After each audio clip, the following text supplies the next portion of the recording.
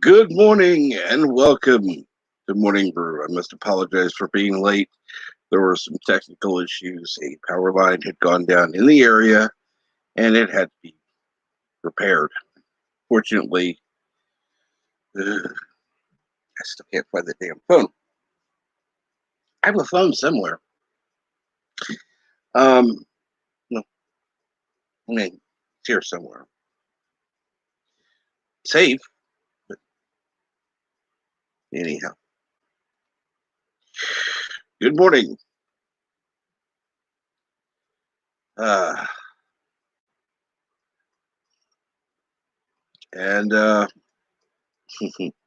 let's see, we've got Star Trek nitpickers. Good morning. How are you this morning? Kapla, Burrow Prairie 5. JPs, if you're still here.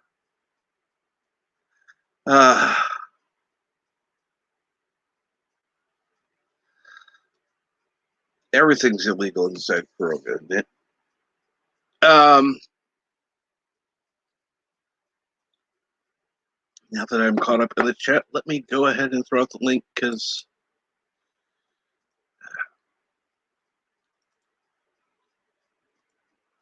finally good to have that cup of coffee. One of the good things about when the power goes out, it takes the internet just a little bit longer to boot up than it does to make the coffee.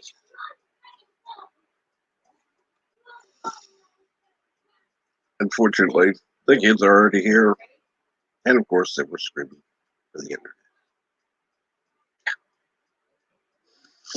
internet. Wish I could do magic.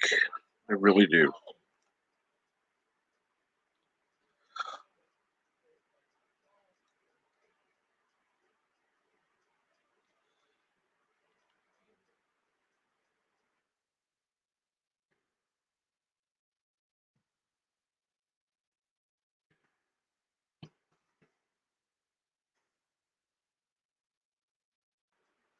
Let's see. Now, got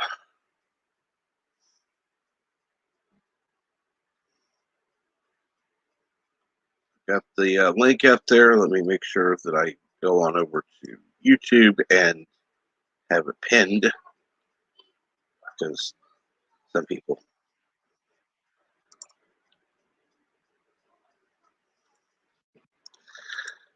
got a pin there. And yes, better late than never. Well, actually, I was going to be on even later, but found out that Michael T was not going to be doing anything today because he wasn't going to be able to. So,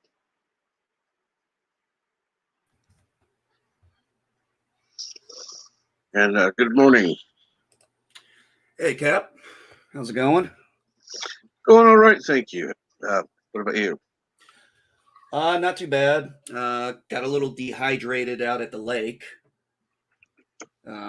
despite my best efforts. Had a lot of fun. There was actually a local. They had a local band out there for a little festival concert, so that was fun. I think they're doing another one next weekend on Labor Day, so probably won't stay, but just go up, swim a little bit, maybe watch a little bit of the concert. Got to see my grandson, got to see my daughter. Wife's just finished up before I got back in here. I was going over all the stuff for homeschool today. Mm-hmm. Yeah, it's all looking good. I don't know if you've seen this one, Cap, but I've been shooting this one out on my Twitter page. One of my neighbors, who is a Marine brother, I haven't actually met him, but I've seen him. I just haven't had a chance to talk to him yet. He lives right on one of our highways, and he went out there and put a sign up for each of the 13 service members. Wow. With their names and where they were from, with their names, ranks, and what state they were from. So I went over and I took a video of every one of them. Of course. I was able to take it real quick. Yeah. So I was able to actually put it on TikTok, and I don't get on TikTok much, but I did put it on there. I was able to actually, for that one, I was able to get taps to play for most of it. Hey, Star Trek nitpickers, how you doing, buddy? Oh, Darian's here. Who's all here today right now? And why isn't Bird up here? I don't know. That's a good question. Where's the bird? The bird is the word. He may be busy. Unfortunately, I was going over the geography, and it's my wife got some really good maps. I mean, some really good maps. Unfortunately, the first thing is going over the provinces or territories of Canada, and then what their province or city or their capitals are in those areas. And the map is just not very good with that. So I'm gonna find another one and have my kids use that one. And just pull something up and just have it on the screen for them to look at. And my son's cursive, man, it's getting really good. I am so proud of him.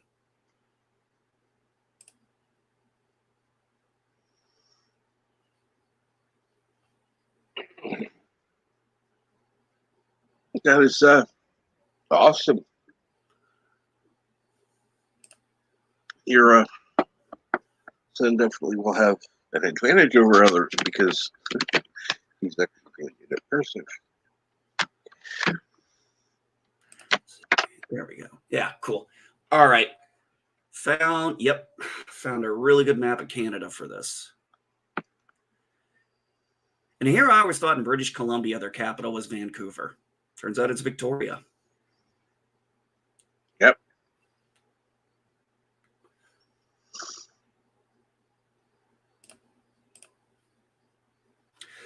So got all that done. Oh, everything's ready. Just went through, reviewed, checked everything. I'm gonna talk to my youngest. She's in the shower, so when she gets out, gets all taken care of. See about getting her and her schoolwork done. I'm gonna do that and pretty much clean up the house. Hello world, it's Birdo Prey 5, Kapla. So you were late, so I started playing the game. Actually, Cool. This is a different Call of Duty. This is Modern Warfare. Oh, my son loves that one. Yeah, this isn't Warzone. It's multiplayer is smaller maps, smaller teams, but you can actually go on play with or against friends or whatever. I definitely like this Warzone, Modern Warfare, better than Black Ops. I probably should never have gotten Black Ops, but Modern Warfare is just, I don't know. There's two different teams that works on Call of Duty, and they switch back and forth. And the Black Ops team is not for me. The Modern Warfare team is for me. They also did Warzone, so it makes sense. I'm more used to it.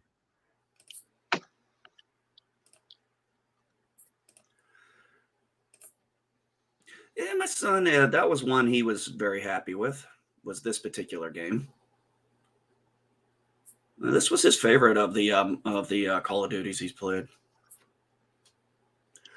Well, honestly, his favorite game that he likes to play the most is Horizon Zero Dawn.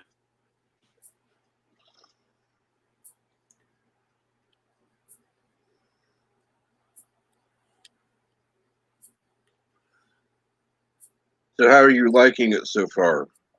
Well, I literally just started it like 20 minutes ago.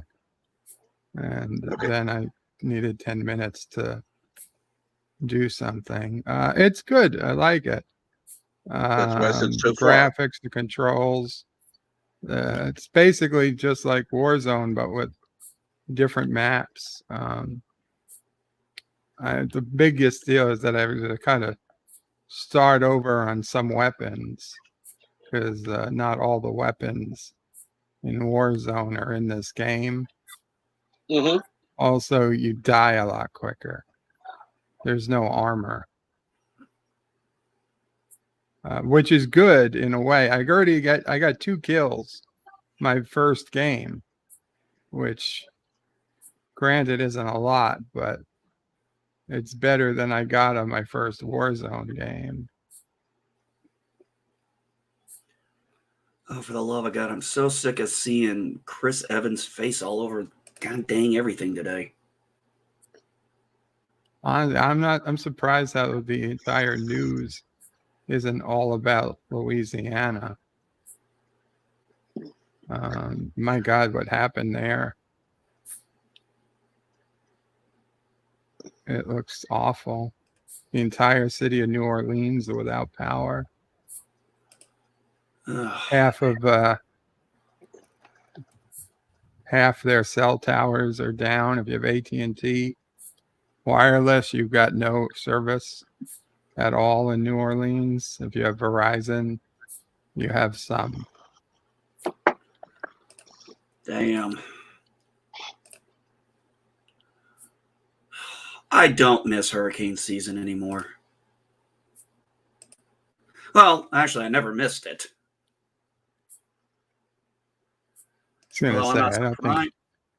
I'm not surprised, though, that it's that bad. This thing hit, what was it, a Cat 4? Yeah, it was a Cat 4 hurricane. Yeah. Yeah, and it was like just under Cat 5. It was a pretty rough Cat 4. And it stopped, so the winds just kept going the same place over and over. Shit, it stayed stationary for a while. Yeah. The city of New Orleans had 2 power feeders to feed power to the city, and one of them is just completely gone. The tower is just gone.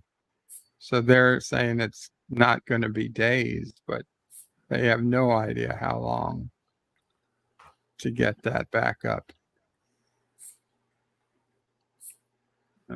And other parts of the state, not just New Orleans, but all other parts of the state, of course.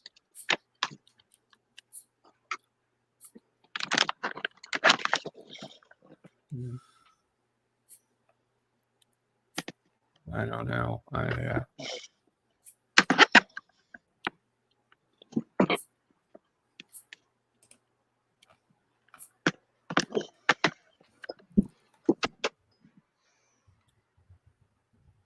had to say I am.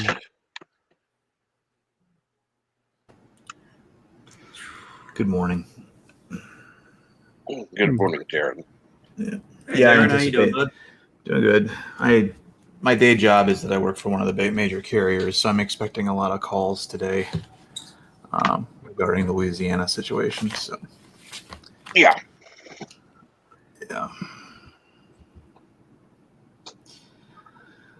Not a fun time. It's Louisiana and Texas usually handle it better than Florida does. Well, I will say that, but yeah, I mean, as everybody knows, anybody who's tried to get a graphics card lately, there's a chip shortage along with some other problems, and that is also affecting industrial capacity as well. So yeah, I think I even heard. Good. Oh, yeah, I think I heard Toyota was the last one to be able to hold out and maintain their current production, but even Toyota now is like, we got to scale back. Yeah. This is going to affect, I imagine, a lot of things because the entire mouth of the Mississippi River is effed right now. Nothing can get in or out. Yeah. So. Yeah. Oh, come on. I'll be honest. I I've been through more than my fair share of hurricanes, but once it gets above once it's a cat 3, that's when I started making decisions if I was going to bug in or bug out. Mm-hmm. Now, if it became a cat 4 and a cat 5, well, if it's a cat 5, I bug out no matter what. But I've only been through, I think, 3 cat 5s in my life.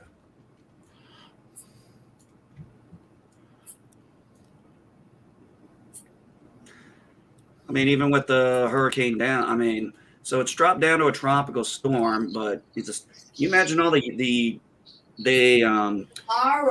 sometimes get assistance from other states to help out with like utility repairs and stuff. You know anything at Yeah. that? Okay. Hell, I mean, I know sometimes they get assistance from other countries. I mean, Canadian people come down to help when we've got bad things going on in the Northeast. Yeah. Although I don't know in the age of COVID if that still happens. But I don't know. The states probably have some of the states might have some kind, or some of the companies, might say, hey, we need some people to come over from Texas to help out with us. Maybe from their company.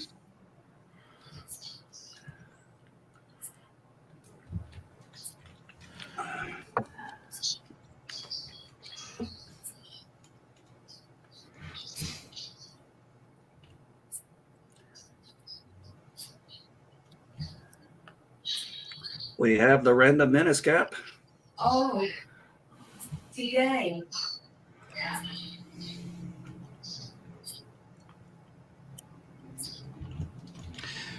Yeah, apparently the salty one got knocked out too, and he's in Tennessee. oh yeah, last night I wasn't going to go on, but they started talking about how he's salty. Started talking about how Discovery was making money and had millions of people watching it, and I had to chime in at that. And then after about, I don't know, 5 or 10 minutes on, he just dropped off, and then people were like, the stream ended. And so apparently, there was a lightning strike. So he lost all power. So he came back on, but just on battery backup. And then he only made it like 5 or 6 minutes and then dropped off completely after that. Yeah. Yeah, I saw the video where he was broadcasting from his phone. Yeah, exactly. He said that he lost power, but what I found puzzling was the lights were still on in his room. He said he was on battery. Battery backup. Okay, gotcha. Yeah, I've got a generator here. I haven't had to use it yet. I've actually thought about maybe looking into one of those battery backups in the future. These were just, this isn't much a super battery. This is just, you buy at Staples or something, and you could hear it beeping every few seconds, indicating that it was discharging without recharging.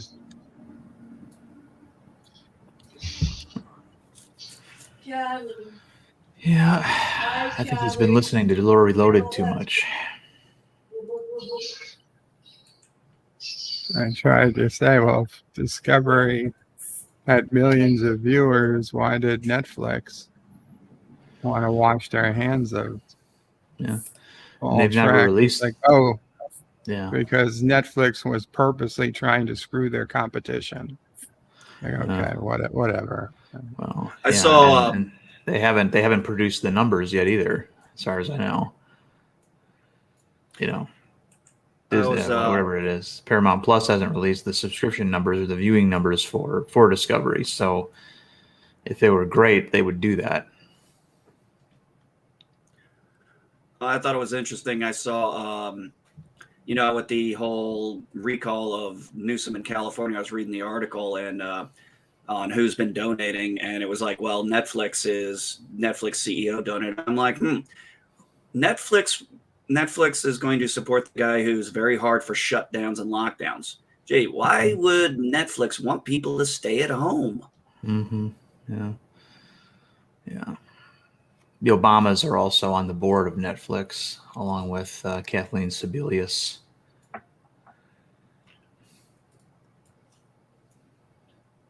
I did not know that. I don't. Yeah. I did not keep up. I knew they had something with the. I knew the Obamas had something going on with Netflix, but I didn't know they were given those kind of positions. Oh yeah.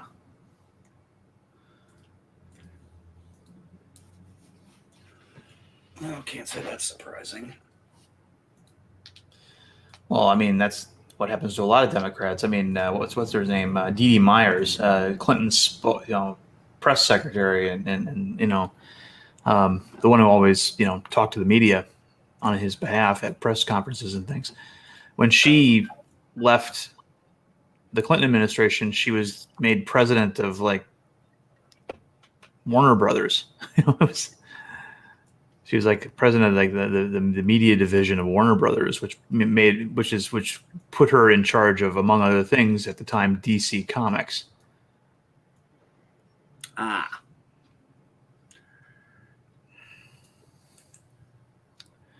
Yeah, they're strange bedfellows. I saw an article that was it was kind of weird because just one part in there that I was a little confused on. There's some district school that is not taking the federal free lunch program. What they're doing is they're making you still fill out the papers to see if you qualify, the financial papers. And okay, that's not in it, but it said this was a program set up by the Department of Agriculture. And I was like, okay, is that because it's food? I was like, wouldn't this make more sense to be something the Department of Education would have been involved in?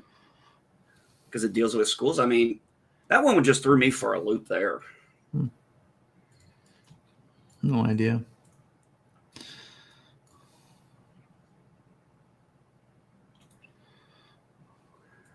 Trying to snipe somebody there, Bird? I got one already. I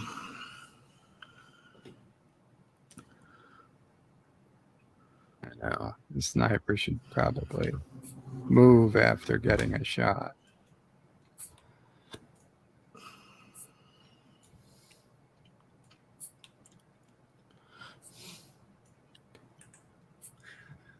Yep. Well.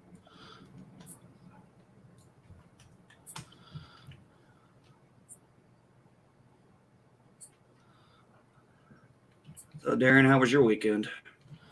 I was supposed to have Sunday off, but then they told me I had to come to my old call center to pick up a new piece of equipment. And I thought I'd just be in there picking up and taking it home, but no, there was like an hour-long training that went along with it. I'm like, nobody's mentioned whether I'm getting paid for this or not, but okay, that made me late for Bird's Twilight Zone stream yesterday. So that was kind of a bugger. Otherwise, I guess my weekend was okay.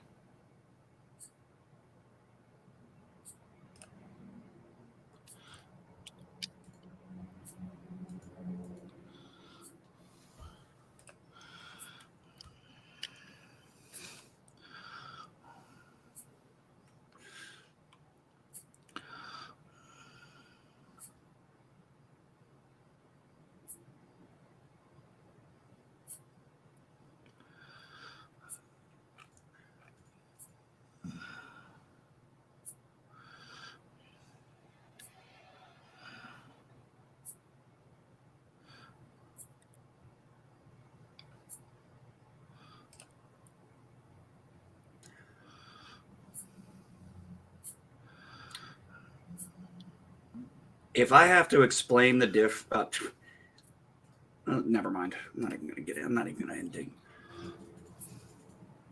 You getting mad at Twitter again? No, not really. I'm more concerned. It's really less about Twitter. It's more. I'm just concerned about tomorrow. Actually, I'm concerned about between now and tomorrow because I did the numbers. I wanted to check because I couldn't remember. But midnight in Afghanistan is at 3:30 p.m. New York time.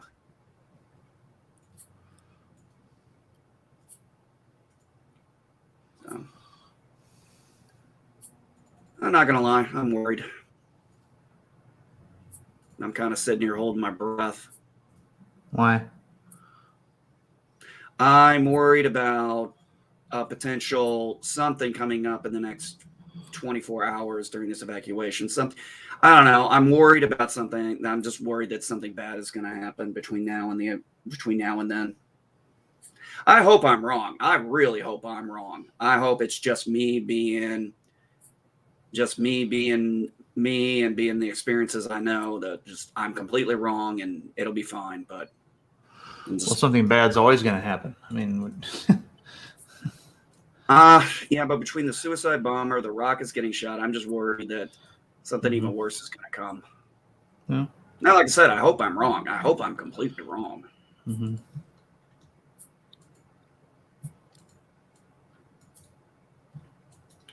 But there's kind of been also this thing where it's been saying we're going to be out by 31 August. It's kind of like, okay, is that 31 August Afghanistan time or 31 August our time? Mm-hmm.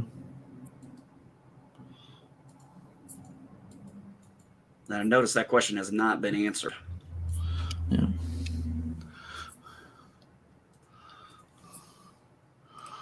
So, yeah, I'm a little nervous.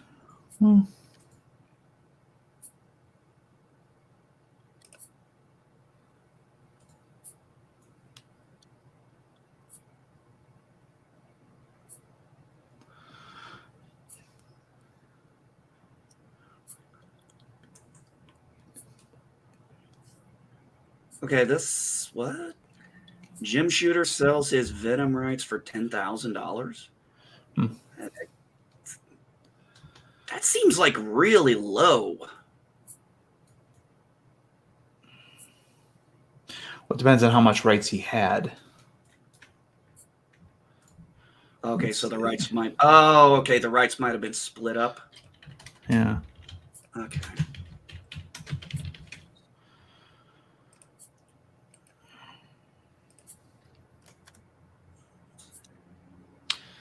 That was last week he did that. Yeah, he also sold his rights to Marvel Secret Wars as well.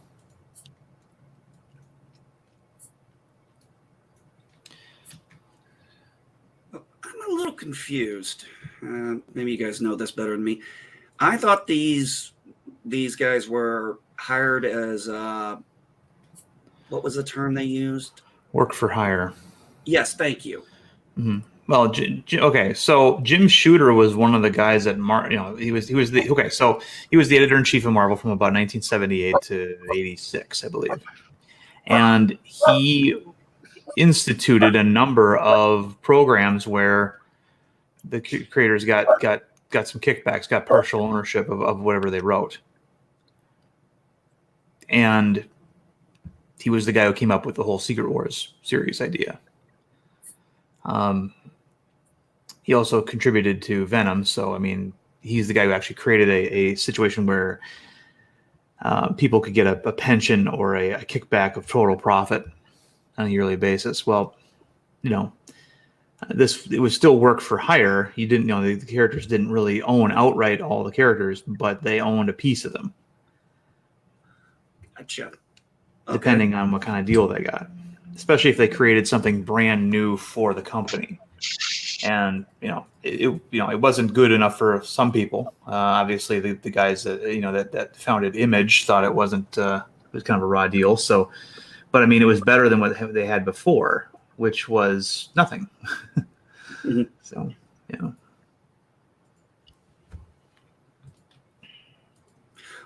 thank you for that.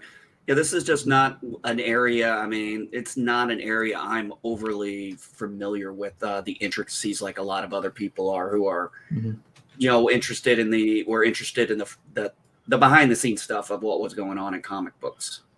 Right. I have seen some, but I'll go ahead, Darren.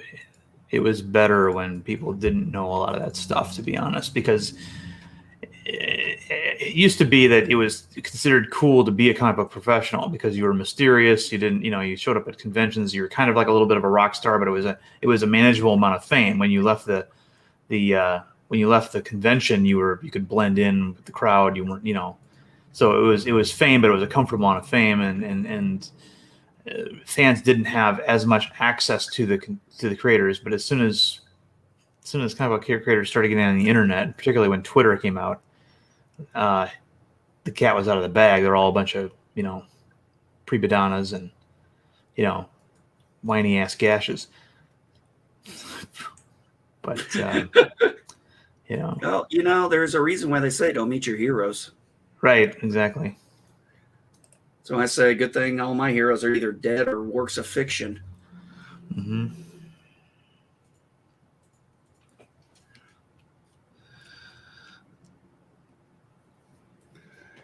Oh, So, Bert, why'd you stop playing? Figured I'd stop playing. I don't know. Okay, Talk. cool. Hard to do both at the same time. Well, yeah. Thank you, Random Menace, for saying the nice stuff about Question to Track last night. As for next week on Twilight Zone, I think we've got some good ones. At least the first one, The Monsters Are Due on Maple Street, is a classic. is that the one where the town where they're worried about an invasion or something? Yeah, something. It involves a power failure. Yeah, that is a great episode. Then we have A World of Difference, which is a businessman finds himself in another life as an actor playing a character in a movie. That's a good one. I always liked it. And Yeah. Long Live Walter Jamieson, where a history professor is revealed to have lived for thousands of years. I think those are all pretty good episodes. Although I think the monsters on Maple Street are probably the best, which is a Rod Serling written episode. So, not surprising. No. But yeah, I think we got a good batch for next week. The week after People Are Like All Over, that's a good one. That's about an expedition to Mars. Execution, that's another really good one. A guy is about to be hanged in 1880, is brought into 1960 by a time machine. And The Big Tail Wish, which honestly I don't remember much about that, but it's a Rod Serling. Okay, that wasn't my toilet. I know whose it was. But so I think you got some good ones coming up the next few weeks. Oh wow! Yeah, and Stop at sorry, Willoughby. forgot to hit mute.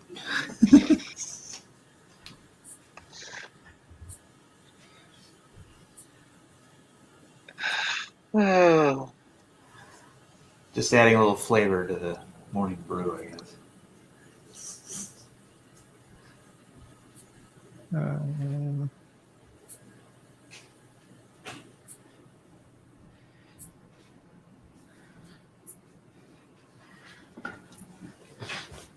Hello, brightest day. Good morning, brightest day. How are you?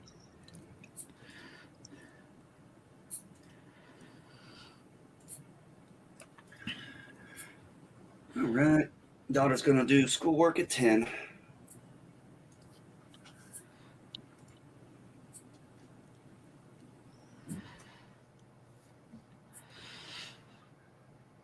Long Live Walter Jameson is kind of an interesting one because it's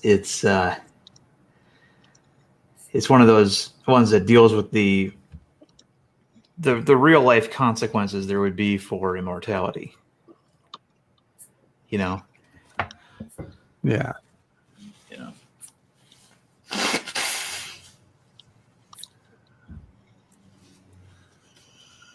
Okay, I'll run this question by you guys. Who do you think has been the best live action Batman so far? Oh, Not a clue.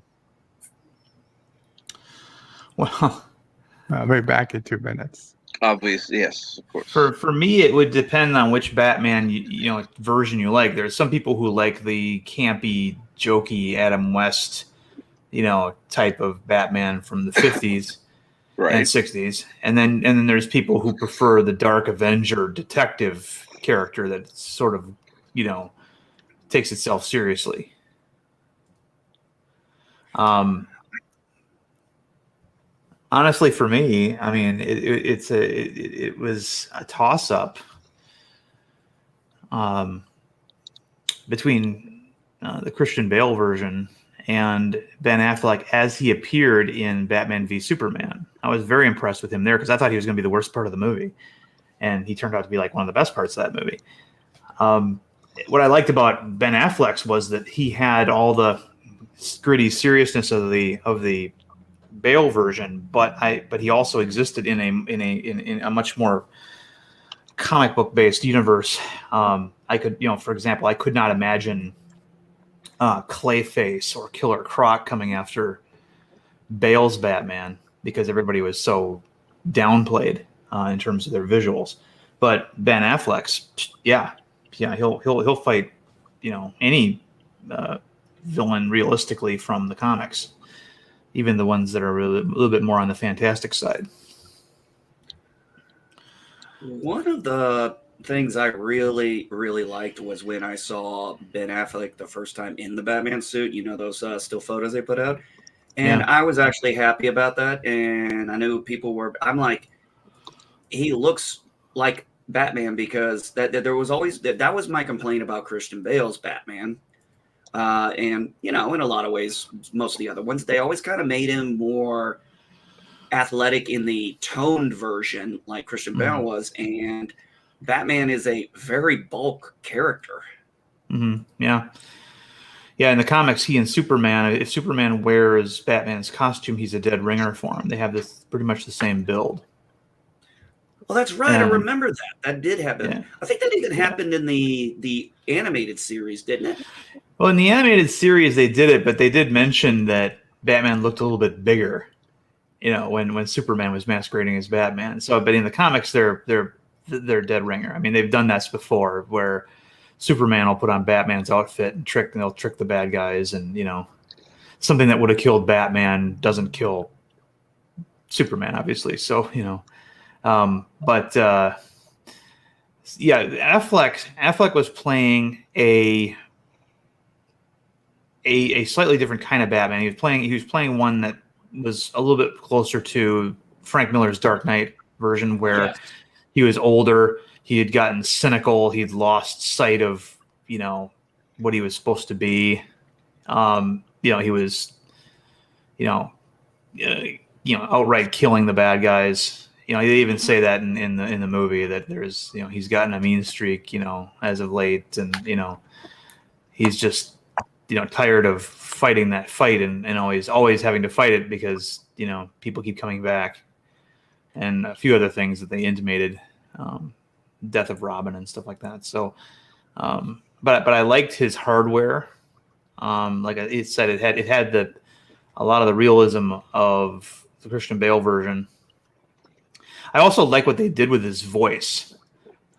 That whole RoboCop thing they did with his voice, where his voice was augmented to be even scarier when he wore the outfit.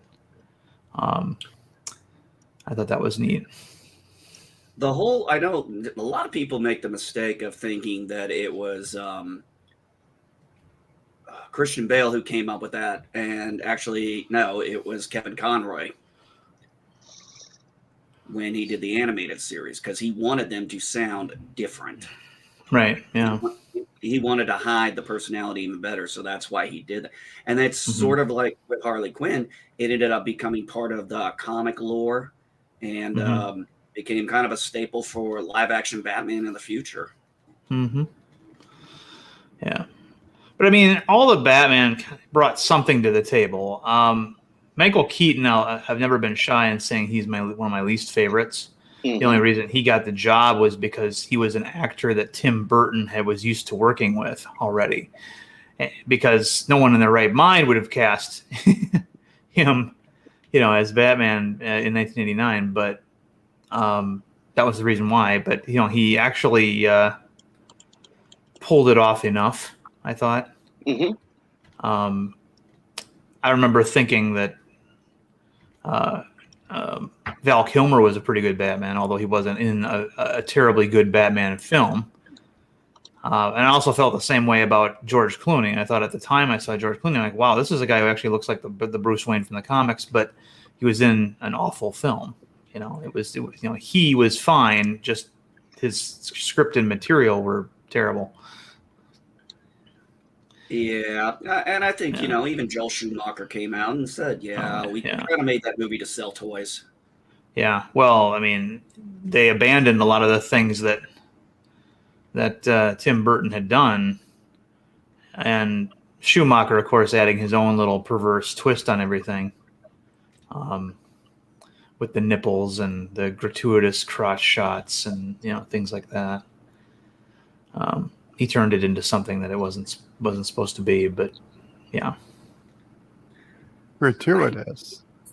I thought those were strategically placed. Well, okay. As I always say, for me, when it comes to Batman Forever, it's a guilty pleasure. I don't hate it. I don't think it's like a masterpiece. I just think I look at it as just kind of a fun romp. Yeah. Batman Forever, of course, brought in Chris O'Donnell as Robin, and I remember a lot of people thinking that he looked great in the Tim Drake suit. That's what the one they used for the film, and they're like, wow, that actually looks good. He looks like he can, whoop a little ass in that thing. But of course, there's a lot of Batman fans who don't like Robin they prefer Batman operating alone, and then there's people who want to have Robin around for whatever reason because that's the one they grew up with. Well, I grew up, and this is something I got a little pissy about, was the whole thing with them saying, "Oh, now out of the blue, a character from that was created back in the 1980s, all of a sudden now we're going to say is bi." I'm like, yeah. And when they say bi, he'll be gay forever because he's already had plenty of heterosexual relationships. Now he's going to start having gay ones. Yeah, it's all about overrepresentation now with certain groups. And here's the thing: it's like, why are you making such a big deal out of this? I'm like, well, because I have all of the Tim Drake Robin I mean, well, not all of them, but I have the mini series he had, and then his entire regular series. He was the first Robin to ever get his own. And people will say, well, what about Nightwing? Well, he wasn't Robin. Right. Dick Grayson was now Nightwing. He was not Robin. Right. Yeah, the current generation comic book pros only really have one trick, and that is to have their character come out as being gay. That's literally all they do now. And there is no story beyond that.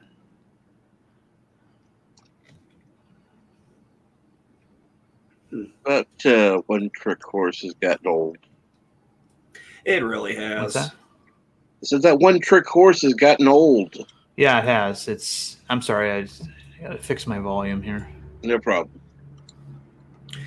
Well, the way the Robins work is, and this was the weird thing. He was Red Robin after Dick Grayson took over as Batman because they thought Bruce was dead. And he gives Damian Wayne the mantle of Robin, and he tells him why. And he says, because you are not, he goes, you are my equal.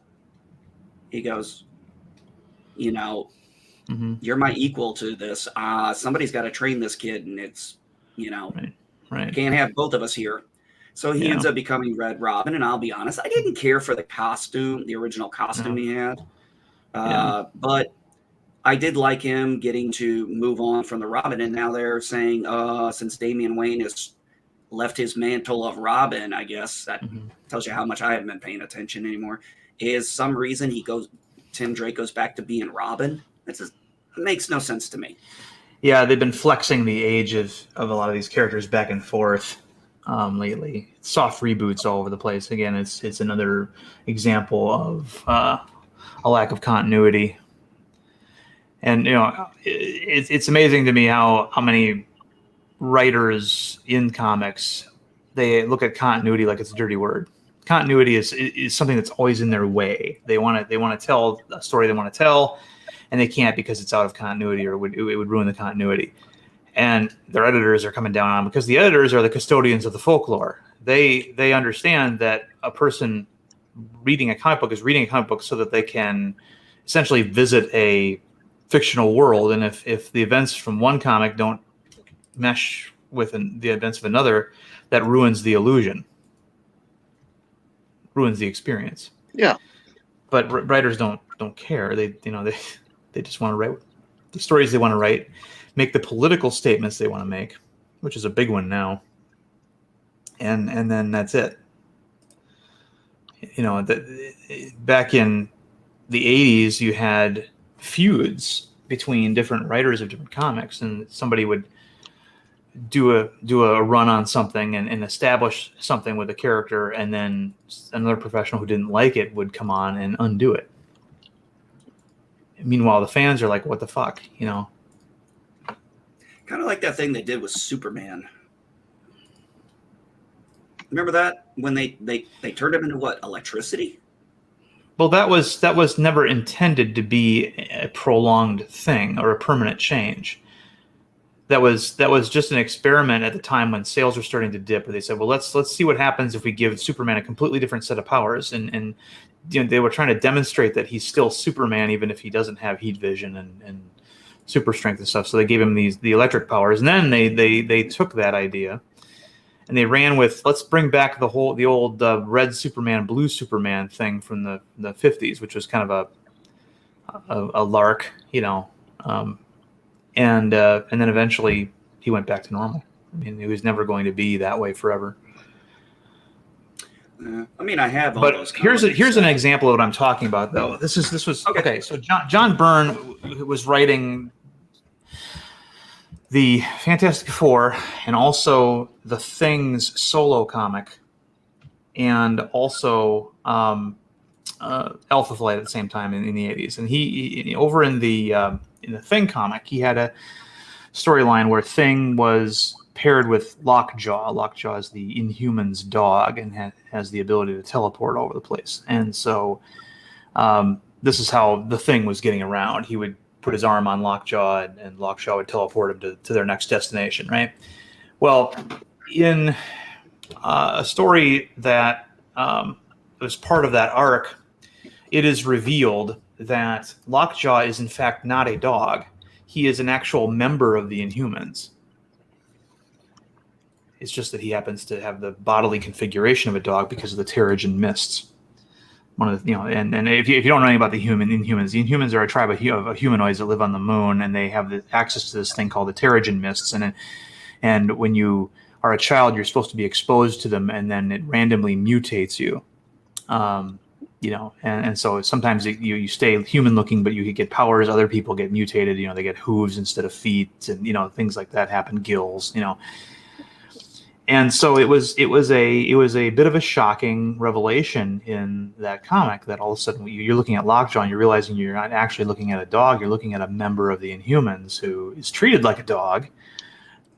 Because, you know, and people were like, well, you know, doesn't that shed a poor light on the rest of the Inhuman characters who constantly treated Lockjaw like he was a dog. And it's like, well, Byrne's like, well, they're called the Inhumans. That was his response. And a lot of people just didn't like that. And so one writer, I think it might have been either Kurt Busiek or Peter David, came in later and purposely undid that by revealing that it was a big joke that they played on Ben Grimm, the Thing, essentially retroactively ruining the story that John Byrne had told, which was actually a very good story, all because they didn't like that idea. And you get this little tit for tat with creators. Well, if you're in the audience and you're trying to follow the narrative, it's like the most frustrating thing in the world. It feels like the company is schizophrenic and can't make up its mind about things. Yeah. So editors are supposed to keep all that straight and keep the narrative coherent, so that somebody, when they read a Marvel comic, feels like they're reading about events taking place in a fictional universe, essentially. I mean, if every comic book ignored the events that took place before it, no one would be reading them, because there'd be nothing to build upon. It wouldn't be building anything. Starting around 2000, when Joe Quesada took over Marvel, that's when continuity really started getting thrown out the window. Quesada, who had been a writer artist himself and was frustrated with the boundaries of continuity, so when he became editor in chief, he said, "You know what? I don't care about continuity. If the story is good, I'll publish it." Which was began the death knell for Marvel Comics as a place to go, as opposed to just art and words on a page.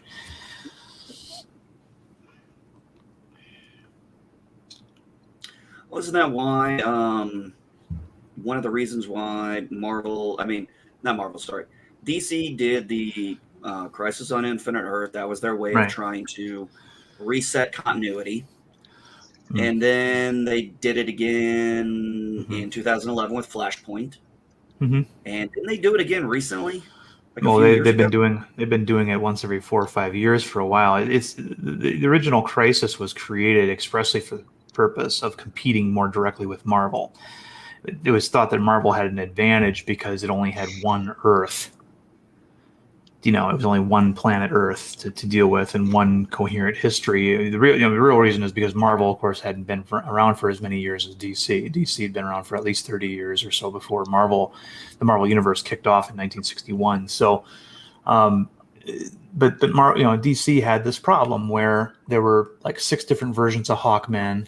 There were 2 different versions of the Flash, 2 or 3 different versions of Superman. And they all came from different versions of Earth, and it was hard for a new reader to figure, okay, well, which Superman am I looking at? Especially after the Superman movie came out, and there was research, increased normie interest in Superman comics. Crisis was meant to eliminate the multiple infinite Earths theory and just have one coherent Earth. But the problem was, though, that in that pruning, a lot of characters and a lot of versions of characters that some fans liked were eliminated. In Crisis, for example, after it ended, Superman, and there was no such thing as a Superboy character. Superman never became Superboy. He grew up, moved to Metropolis, and became Superman. Well, that has presented a problem for one of their titles called Legion of Superheroes, which is a story about a bunch of teenage superheroes in the 35th century who were inspired by the legends of Superboy, and also had adventures with Superboy himself. Well, now if Superboy never existed, what happens with this? And so they had a bunch of things they tried, like saying that, well, by the 35th century, the historical records were so poor that everybody thought there was a Superboy, but there really wasn't. And then they realized, oh, that doesn't work, because they actually did have time travel adventures with Superboy. So then they had to create this pocket universe that survived the Crisis, and that's where we got Superboy Prime from, I believe, or something like him. And it was just immediately after the editorials established this hard line, creatives started eroding the hard line, and it all had to do with discipline and Cap. things of that nature. So yeah. Good Everyone. morning. Can Jack Ben? Darian. I wanted to contribute to the conversation here. I enjoy comic books, and I'm a guy who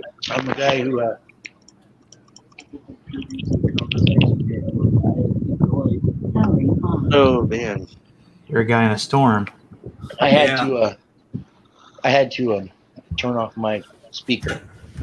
But anyway, I'm a guy who's into the animated series and all the animated stuff. That's where I come from on this in the subject matter. So like Marvel and DC and some of the comic books. Like I recently, within the past couple of years, started reading more comics. They've become more readily available for me. And I like how the animated series universe. Mhm. I like how they handled the Legion of Superheroes thing, where they had Supergirl go into the future and become the superhero and take up that mantle instead of Superboy. Because she's supposed to be from a really highly technologically advanced world, and her being in the future is like being home for her. And then they said that the historical record was messed up and they didn't know why she disappeared from the past. I remember reading, I was going through Wonder Woman comics. I have a digital list of them from the post-crisis era. And I thought there was a point in there where they actually did what I thought was a halfway decent retcon, kind of a soft retcon, was that they had Wonder Woman being in the 40s, during the wars and stuff. And then what it turned out to be was she was actually Wonder Woman. The Wonder Woman of the 40s was actually Diana Prince's mom, I believe. The one I saw was they had her like, this is the comic that I actually saw. I actually had this comic for quite a while and I read it. She was supposedly dead on a slab in a morgue, completely nude, and they showed the nudity and everything. And they said, she looks pretty good for a woman who fought the Nazis. And then she wakes up and starts beating people up, and that was that whole scene. And I don't really remember exactly what happened in that comic, but I do remember that scene.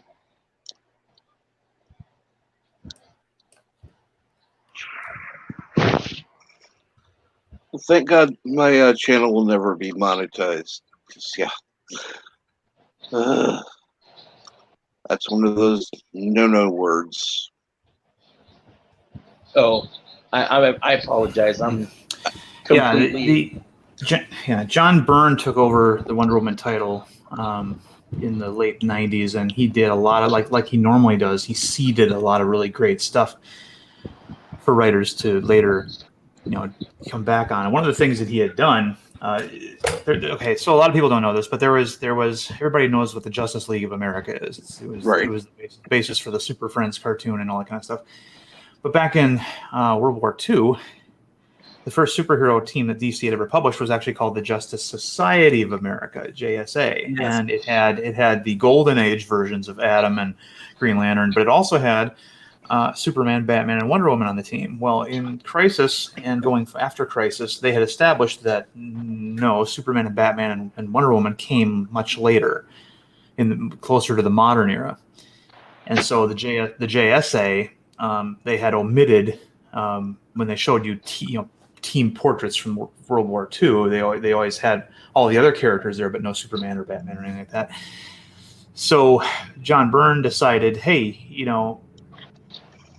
let's give the JSA Wonder Woman back so that they have this iconic, character on there. And what he had done was Hippolyta, whatever her name is, saw a vision of Wonder Woman dying, being disintegrated. And so she dressed up as Wonder Woman and took her place. Well, it turned out she wasn't disintegrated. She was thrown back in time, and she became the Wonder Woman of World War II, or of the World War II era. Mhm. And because Hippolyta isn't Wonder Woman, she's less powerful physically. She had a sword and shield, and and I believe she might have been the one that had the first invisible plane. Whereas in the comics, Diana can fly basically like Superman, doesn't need a plane. So it was a way for them to bring back a Wonder Woman character for the World War II era. And for a while there, the Wonder Woman comic followed her adventures in World War II for about 2 years. Wow. And then, I actually read those comics. Yeah, and Byrne was very, very good at that. He when he took over a title, he made sure that he made significant changes that were good, usually good changes, and that he would create characters that other writers after him would want to come back and flesh out more. I remember when I had DC Universe online, they had I was looking at some of the comic books of Superman, and there was a 9-issue run where he was a slave on World, and nobody talks about that as a pivotal moment for his character development. Mm-hmm. And then there's also another story that I actually read where he spent over 2,000 years in Asgard fighting demons with Wonder Woman. And there's another moment where you get to see how different he is, and there's a really good story. Yep. Another good story in that when you were talking about that her seeing Wonder Woman die was part of one of the reasons she sabotaged the contest between her and Artemis so Artemis could get the title, the mantle of Wonder Woman. And when Diana confronted her about that shattered their relationship for quite a while. Right. Yep. Was actually really good storylines. The Artemis Wonder Woman was interesting too. Go ahead. I'm sorry. Oh, the thing I liked about that one story was that the whole time Superman is fighting the demons in Asgard, he stays faithful to Lois, and he never kills, not even demons. Yeah. The Artemis Wonder Woman was basically set up to say, what if Wonder Woman was a man-hating feminist? And they did that to demonstrate, a difference between Wonder Woman and modern, feminism. And the problem is that a lot of writers didn't really know that and thought that that's how Wonder Woman was always supposed to be. They thought that Artemis Wonder Woman was just Wonder Woman with red hair. And that's how they. Oh, go ahead. And so when they brought Diana back, they altered her personality to be more like Artemis, and her sales dropped as a result. That's how they played her in the animated Wonder Woman movie. It was like a new 52 version of Wonder Woman, voiced by Kerry Russell. They played her exactly like that. Is that the one that had Nathan Fillion in it? Because I've seen that one. I think it had Nathan Fillion in it. Yeah. Nathan Fillion. There's two. Steve Trevor. There's two of them. There's the one with Etta Candy. The one with Etta Candy is the worst one. That's completely modern day identity politics laden nonsense. Yeah.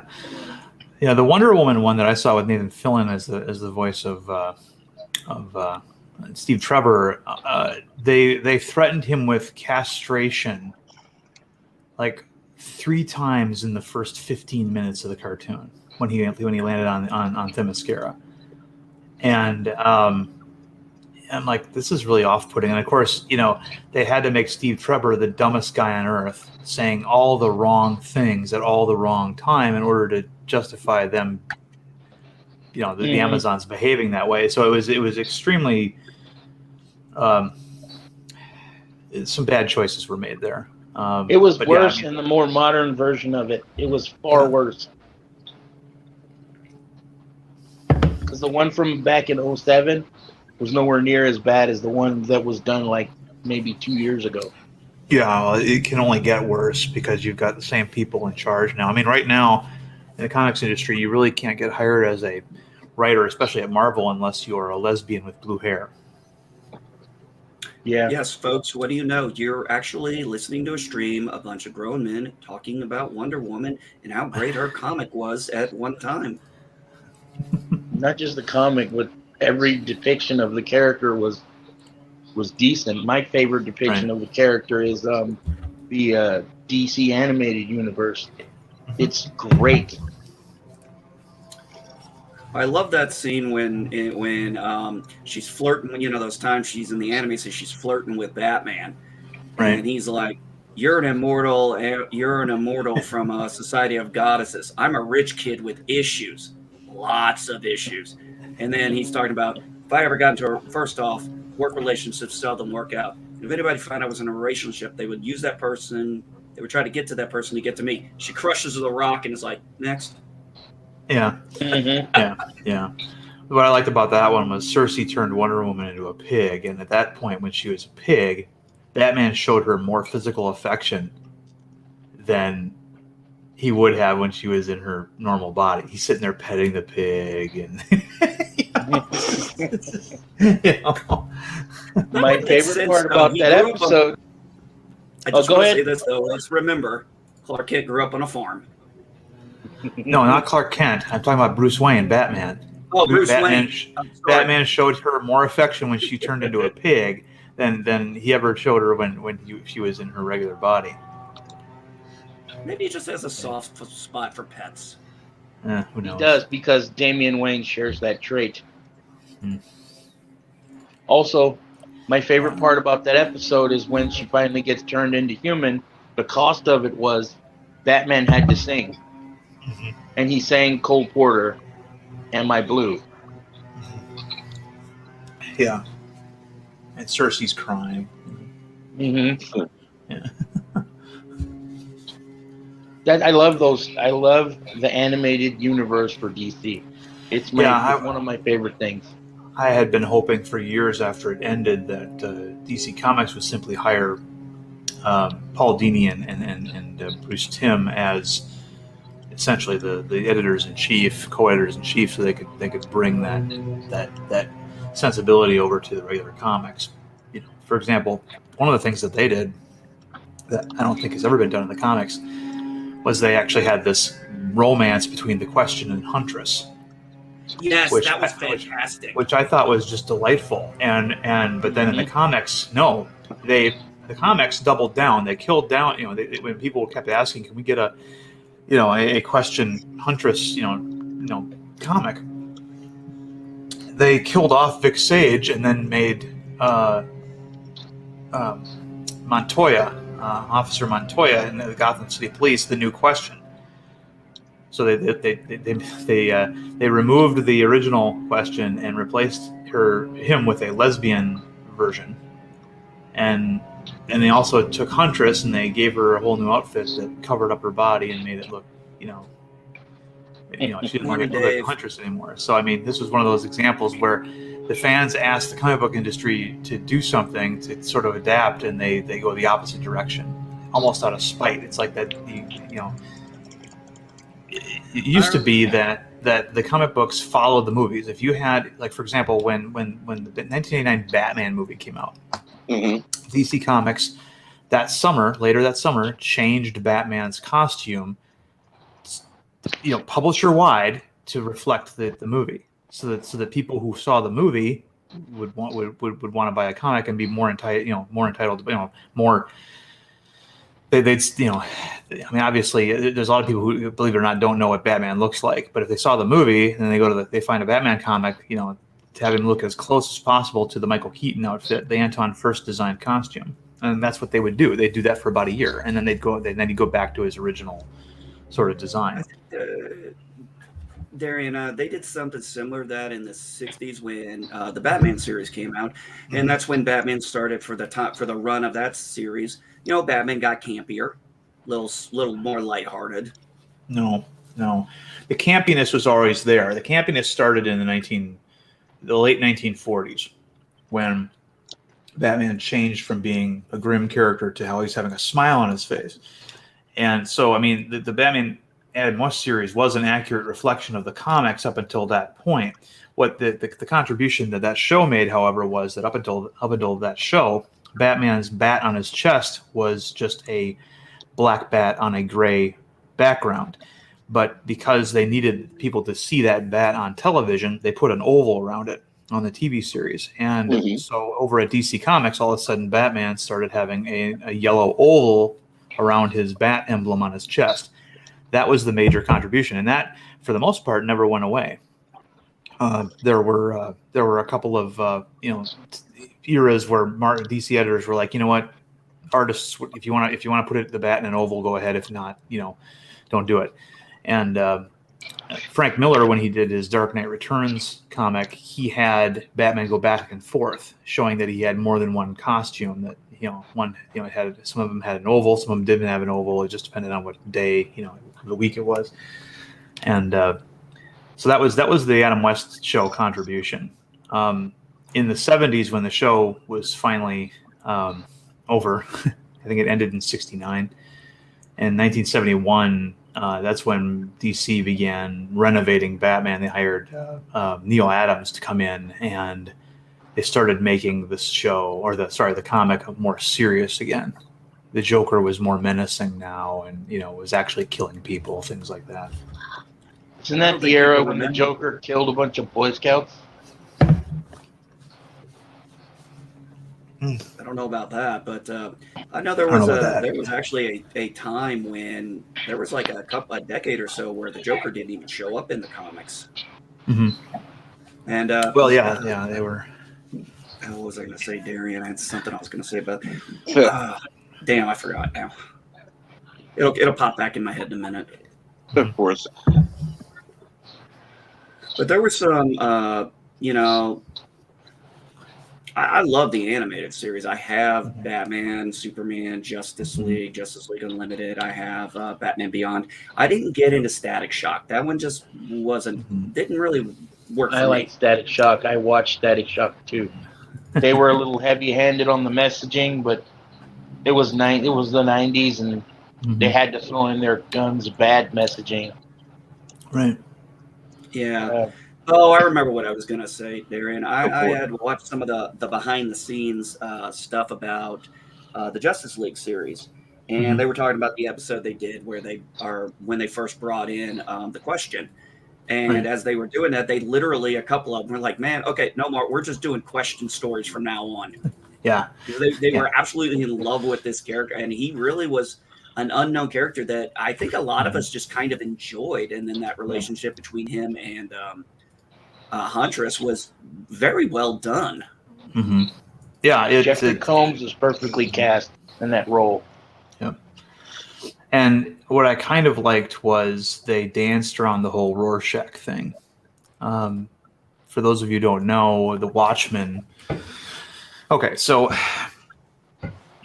in the very early 80s, one of DC's and Marvel's competitors, Charlton Comics, went out of business, and DC Comics bought all of their IPs. And so now all of a sudden, DC Comics had access to all these characters they didn't have before, like Blue Beetle and The Question and Peacemaker and all these other characters, and Captain Atom. And they wanted to know what to do with it. So they accepted a pitch from Alan Moore. And Alan Moore wrote this 12-issue mega series that was great. Dick Giordano, the editor-in-chief at DC at the time, loved it, except that more than half of the characters are dead by the end of the story. And they had just bought these characters, and they're like, well, this is great, but you've killed off most of the cast by the end of the story. So what they did was they created parodies or pastiches of those characters. So the Question became Rorschach, Captain Atom became Dr. Manhattan, Blue Beetle became Night Owl, Peacemaker became the Comedian, and there's a couple other changes as well. I wanted to say Nightshade became Silk Spectre. And so what ended up happening was, of course, everybody who's even seen the movie, they tend to gravitate around the Rorschach character. He is the closest thing to the hero of the story, even though he's really not. He's the closest thing. And so DC Comics began, well, we got this character, Rorschach, that everybody seems to be reacting to, but he's dead, but we still have the question. Let's make the question more like Rorschach. And the problem there was that Rorschach and the question were actually very different from each other. And in the animated series, when they start showing question, kind of starting to unravel, he's starting to uncover this thing where, an alternate version of Superman kills President Luthor, and that this chain of events is starting to unfold in our world as well. And he starts going crazy. He starts developing some of Rorschach's traits. For example, his body odor. They showed him he was up for days, hadn't had a shower, and it reeked in there in his apartment because he'd lost track of time, things like that. Mm-hmm. And that's what I liked about one of the things I liked about that character in the animated series was they understood where a lot of his popularity came from, but they made sure that they didn't just create Rorschach with a question coat of paint. And Jeffrey Combs, you're right, did a very outstanding job with that voice. One of my favorite moments, Rorschach moments in the cartoon, is one that doesn't even have Rorschach in it. Or excuse me, one of my favorite question moments in the animated series is a scene that didn't even have question in it, and that was where the 7 founding members are all sitting around their table, and Superman turns to Batman and says, "How are we working on this investigation into the weapons or whatever?" And Batman says, "Well, I've got question looking into it." And everybody at the table just groans. And Batman, of all people, is like, "Now, I know his methods are odd and rather extreme, but he's always come through for us before, which is what people used to say about Batman, They also portrayed him as an Alex Jones type of character. Yeah, he well, had heavily from Alex Jones. Yeah, well, I think Alex Jones wasn't a thing yet. No, he was. Alex Jones has been a thing since the mid '90s. Okay. He's So let's been take a around look for here. that long. All right, so Alex Jones. Let's take a look at his career because his InfoWars. Maybe not as prominent, but he's been around doing what he's been doing since for that long. I can't take Alex Jones seriously on anything. Okay. Yeah. So what are you Alex, finding right. here? Yeah, InfoWars was founded in 1999. The animated series that we're talking about was when? Around the same time. Okay. Well, I don't think that he's specific to Alex Jones. I think he's just, there's always been conspiracy theorists. And there's nothing specific about Alex Jones that was into that version of the question at all. He was just a generic conspiracy theorist. Matter of fact, one of my favorite lines of his was, when they introduced him, Green Arrow says, you're that guy who believes in all those conspiracies, aren't you? And he goes, no, I only believe in one conspiracy. And then he just kind of walks away, the one that ties them all together, So. Yeah, and then he showed all of it. He used like toothpaste and on his board, his sandwich board. He knew all about Supergirl, and she's like, "What did you do? Go through my garbage?" And he goes, "Oh, please, I go through everybody's garbage." Yeah, I remember that. He's like, "Don't think you're special." He's like, "Listen, don't think you're special." Mm-hmm. But I love the fact that he was always so very calm about it. He's like, for the most part, except for when he had the breakdown, when he was going through the breakdown. But he's usually pretty calm about how he does those things. And he's very sure of himself, too. Yeah. He was right, though. Mm-hmm. It was a plot by Lex Luthor to create the scenario of the Justice Lords.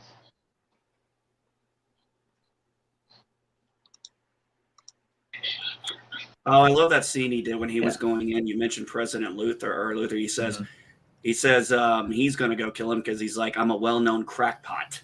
Yeah. That whole scene where he's about to kill Luthor, where he slowly takes off his tie and he's going to use that to strangle him, and he's going to do it to save Superman's reputation, Part powerful little thing for a children's cartoon, of course. But then, of course, as we know, Lex Luthor wasn't exactly Lex Luthor at that point. So Mm-mm. but I always thought it looked really funny when the Flash got rid of the Brainiac pieces on Lex Luthor. It just looked really, really funny because I've seen a few memes of that thing taken out of context, and it made it look like he was tickling him to death. yeah. One of the best ones, I thought, this doesn't have anything to do with question in it, but there's that episode where they're have to sneak out of their costumes, and Flash is like, "Well, listen, guys, I understand we know some people's identity, but I don't know if I want you." And then Bruce is just like, Batman's just like, Wally West, Clark Kent, pulls off his mask, Bruce Wayne. He's like, we don't have time for this shit. No, the one that there's a couple that I just adore, but one of them was Clash, where we finally got Billy Batson, Shazam, Captain Marvel into the Justice League, and they demonstrated that no, there's one guy who's even more of a Boy Scout than Superman is, and their big fight at the end of the cartoon in Lexor City is one of the best superhero fights I think that's ever been done, and it clearly demonstrated the differences between the two. Superman's all battle hardened. He's been in lots of fights with lots of people in his bracket, whereas Billy Batson really hasn't been in a fight before with another superpowered character, right? Right. Not on his level. 14? He's even younger than that. In that comic or that cartoon, he's probably 10 or 11 years old. And even though he's got the wisdom, He sounds like one. What's that? Well, when he comes into, they even say he sounds like a kid. Yeah, Or he talks like a kid. Right. Well, what's funny was with Captain Marvel was that back when he was published by Fawcett, his Captain Marvel persona was a mature persona. He literally changed into an adult version of himself, and the two versions actually referred to the other version almost as if they were somebody else. But then I did not know that. Yeah, and then when Fawcett got bled to death by DC Comics, and DC Comics assumed ownership of Shazam, they were thinking about bringing him back after Crisis because they had gotten rid of Earth S, which was the DC Earth that the Shazam family was on, and the movie Big had come out with Tom Hanks, which was of course all about a little boy now in a man's body, and the edict from editorial was that, well, if we're going to bring Captain Marvel into it, he should be more like this, where we get some comedic element out of, a little kid in a man's body, even though that's not what the character was supposed to be. They altered it. And they pretty much kept that ever since. And it was retained in that cartoon as well. Didn't they take that whole two different sides speaking to one another? They applied that to Storm Shadow. Storm Shadow? Yeah, Storm Shadow has that dual personality. Who's Storm Shadow? You don't know who? No, not Storm Shadow. Firestorm. Well, Firestorm was created in the 70s, but he always had the separation. Yeah. It was just his body that merged. Yeah, they took that whole aspect and decided to put it into that character or play it up. And they should have done that with Billy and Shazam. It would have made a lot more sense. Well, no, it wouldn't have, because you had Dr. Stein on one end and you had Ronnie Raymond on the other. There were two separate people that fused together. Their bodies fused together. Ronnie remained in control of the body, whereas the professor was just this little. No, I'm just saying about buddy. The two, like the disembodied, like when he's Billy, he still has a conversation with Shazam, or when he's Shazam, that wouldn't have worked. That wouldn't have worked, because when you say Shazam, one of the things you get is the wisdom of Solomon. If you don't have it when you're in your normal form, so it's it's a very different thing, and these two characters are not related. So, yeah, think of it like the Hulk and and Banner. Okay, Right. that makes Right. more sense. When the Hulk, he turns into the Hulk, the Banner isn't like usually floating behind the Hulk's head, whispering things in his ear. I mean, in some They do that writers have done occasionally. they do that occasionally, but only in situations where that's called for. But as a general rule, that doesn't happen. It's either one or the other. One of the things Yeah. too that was great about that episode of Captain Marvel, and I prefer to call him Captain Marvel. I cannot call him Shazam. It just is wrong in my mind. Right, it is. Yeah.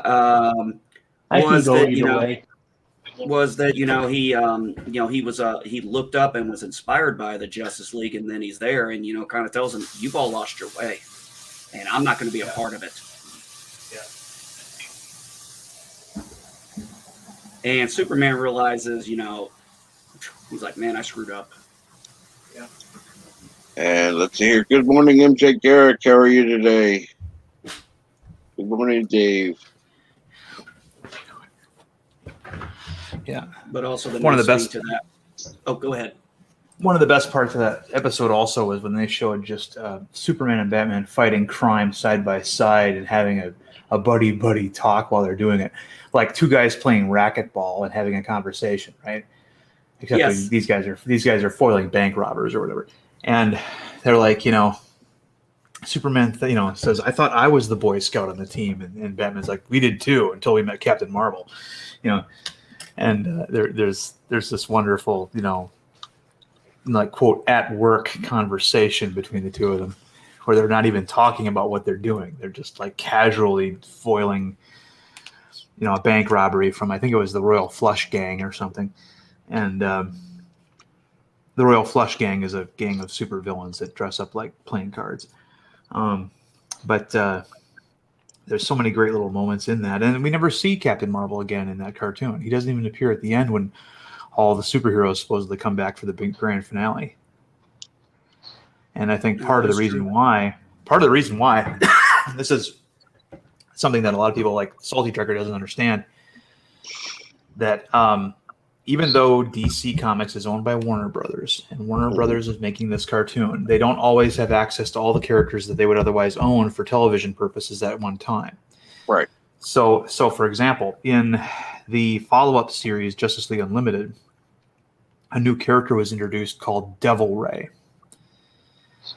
Well, he was called Devil Ray instead of Black Manta because they couldn't use Black Manta in their TV show because another studio had the temporary licensed rights to do an Aquaman series, and that was going to be a spin-off of Smallville. Smallville had Arthur Curry on it, and he was a diver he wore orange and shit like that.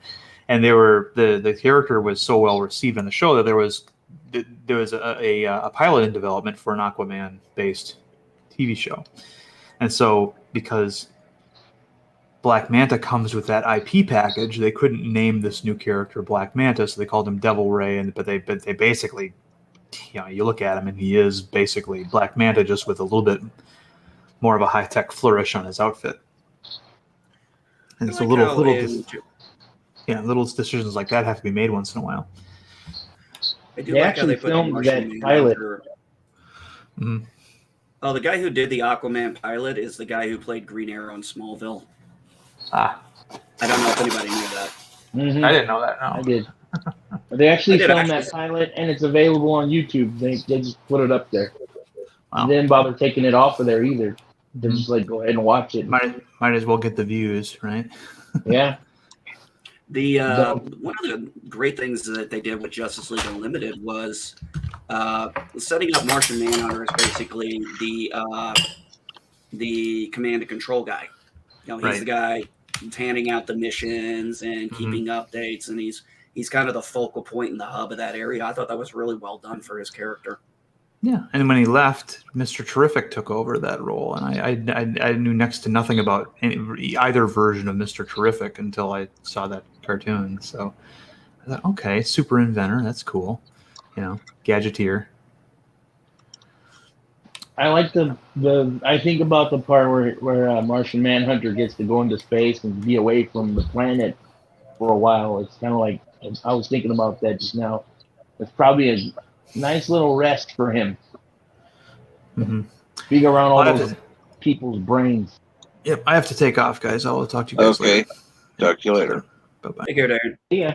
It's too bad, man. That was a great conversation we were having. Well, I will say this, even though again, was not one of the most biggest comics fans. I do like some.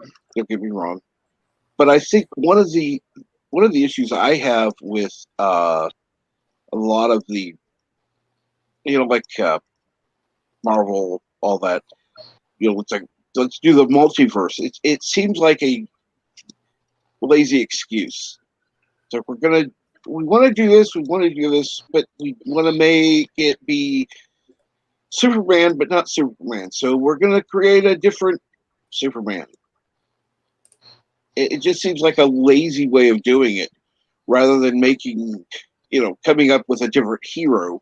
They're just going to use whoever. And I never thought about that. I never thought that way about the multiverse. I'm a long time sci-fi guy, and I look at the multiverse as just what it is, as what it is. It's just an interesting way to tell a story. It has nothing to do with Superman or anything else. Just an interesting way to tell a story. like I said, I think it's a lazy way of getting around what has happened before, and that's what's created a lot of the problems, is lazy writing. But that's just it. It's not about that. It's not about creating anything new. It's about telling one story. Most of the multiverse stories are origin stories retold, and they're fun little stories. They're not meant to be anything new. If you're expecting something new from them, and also when they do give people something new, people aren't willing to take it. They say that all the time. I want something new. I want something new. They give them something new, and nobody knows anything about it.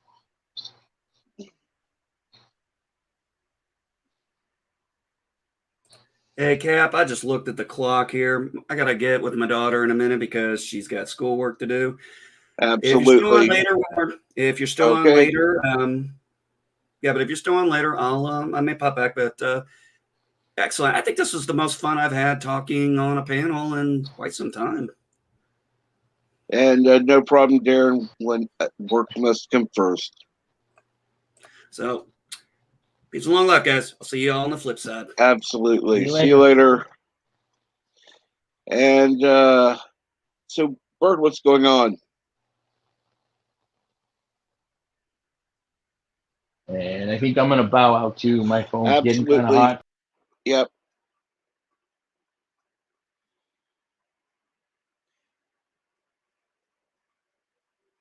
Well, I see that Bertha is asleep.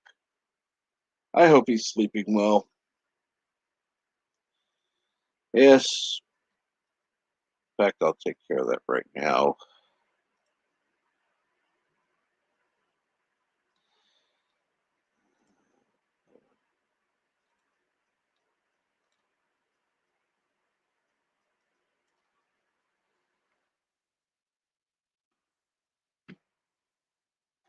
Got it.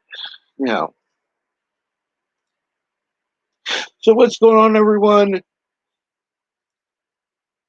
We can change the topic if you like, or we can continue on. What's everyone doing?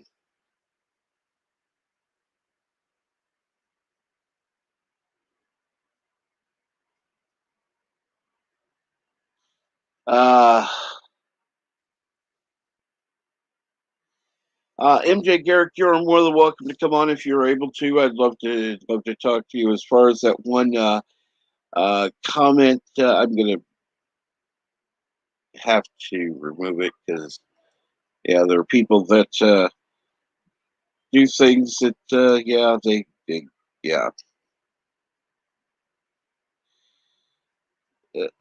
just there are reasons.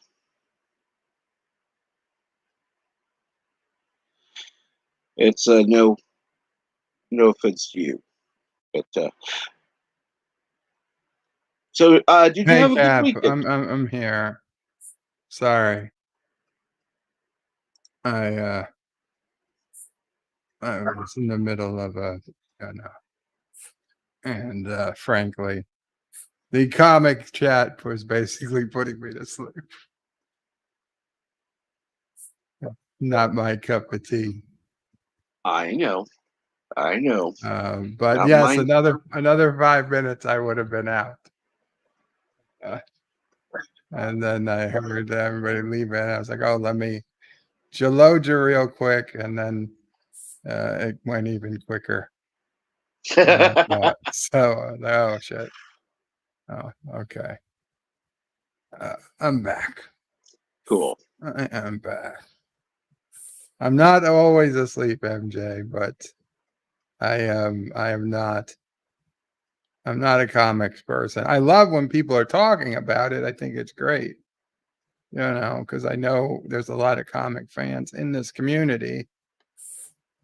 But to me, it's just like, well, I'll wake up for the next chapter when we get back to Star Trek, or hell, even Star Wars, or anything for the most part.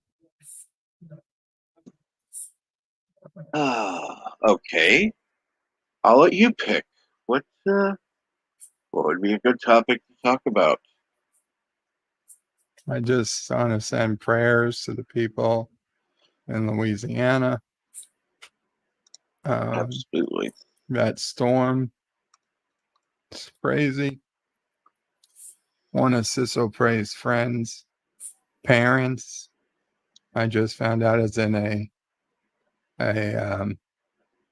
nursing home in Louisiana, in New Orleans, that wasn't evacuated. And so God only knows what may or may not be going on. They weren't on the first floor, but so they don't have to really worry about flooding. And I don't really think most of New Orleans is worried about flooding right now. No. But the power is out. So with no power and no way of contacting anybody there, it's scary. It's like we're back to 1980 or overnight. And the thing is, nobody has copper phone lines anymore. So it's almost worse than 1980. Yeah.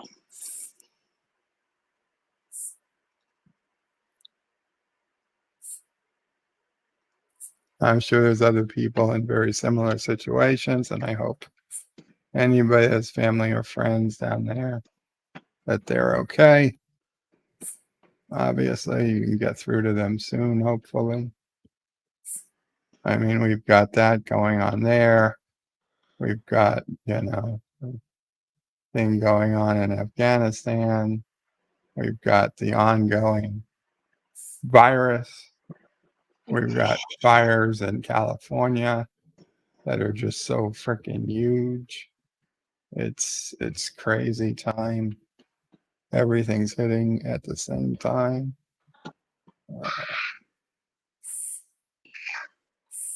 It's honestly a bit depressing. All the good news. The good news. Oh, what's the good news today? I was gonna say it's just, I know we have some comedian died.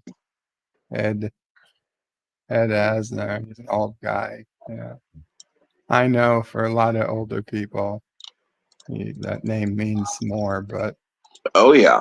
for me,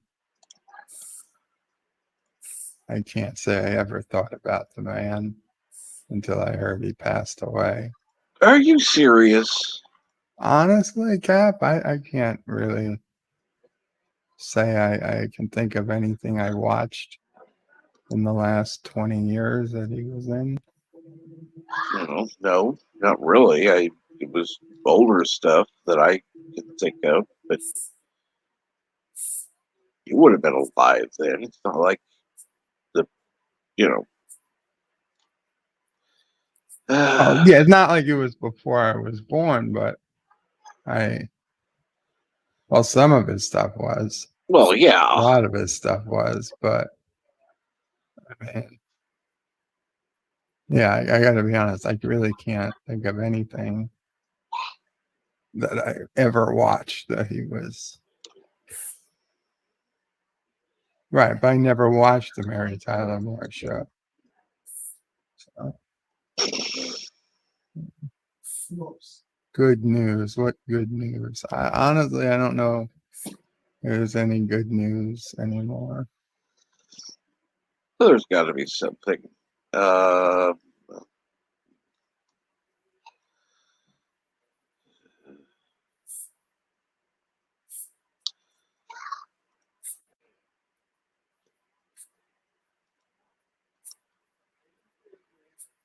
Elihu saying no power.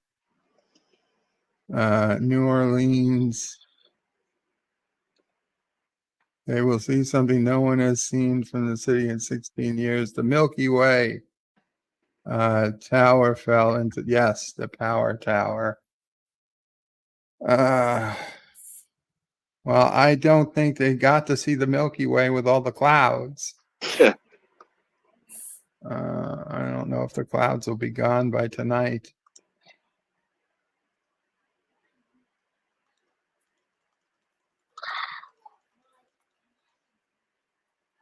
I seriously doubt it. The random menace says his chair broke, so he had to buy a new one. Is that good news, or I don't know how that counts?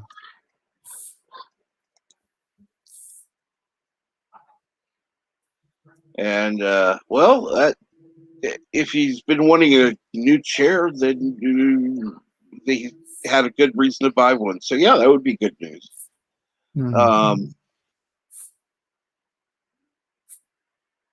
It's news. It's news. It's news, yes.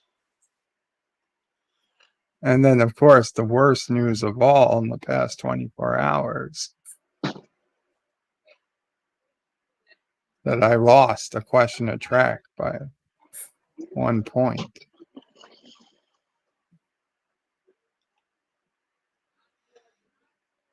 Grant you, I talked myself out of a draw because I didn't want, as an American, I just felt accepting a draw would have been worse than the defeat.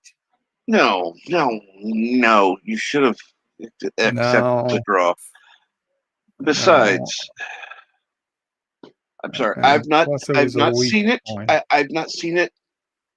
So, Conti finally realized that his scoring system didn't make sense. Thank you. Okay. If he did come to the conclusion. Now, unfortunately, we had already lost 2 points by the time he changed it, so that you actually got your own point if you got the question correct. So had it been correct from the beginning, it may have affected the outcome of the game, or it may not have. I'm not 100% sure, but it was close. And I mean, that would take rewatching. I'll have to watch it actually. I'll pay attention to the actual points, what they should be. I'm sorry. You answer a question, you should get the points. You miss a question, you should lose points. I get that, but that whole system was just like. I would say our big failure was, that they got the pixelated image of Valaris, which was super easy to tell. Right. And we got the pixelated image of Dr. McCoy from the motion picture, which is where everybody's wearing all white. So we could tell it was a guy from the motion picture. But we couldn't even see the gray hair he had. So I was kind of debating whether it was either Kirk or Decker. But it turned out to be McCoy. Had we gotten that, that would have been 3 more points and we would have been firmly in the lead.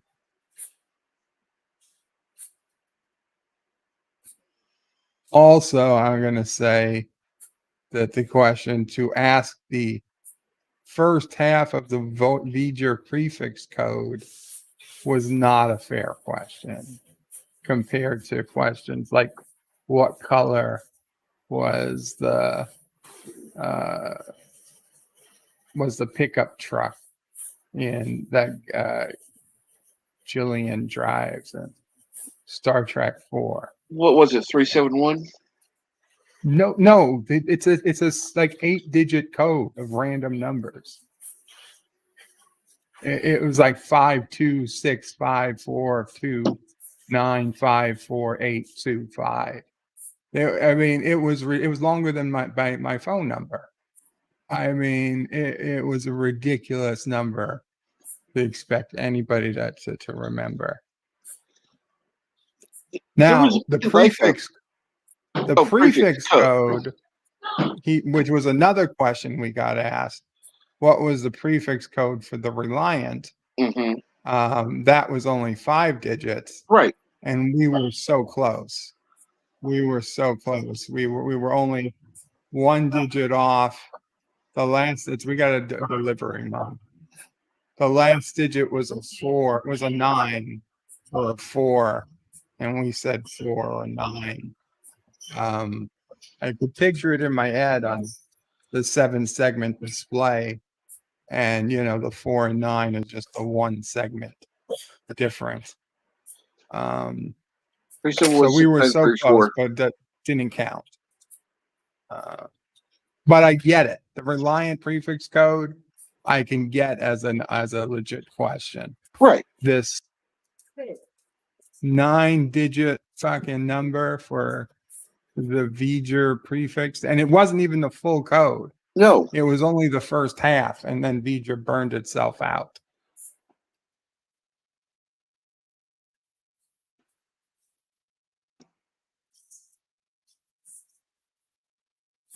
actually, it wasn't the first half. It was the final sequence was to be keyed in.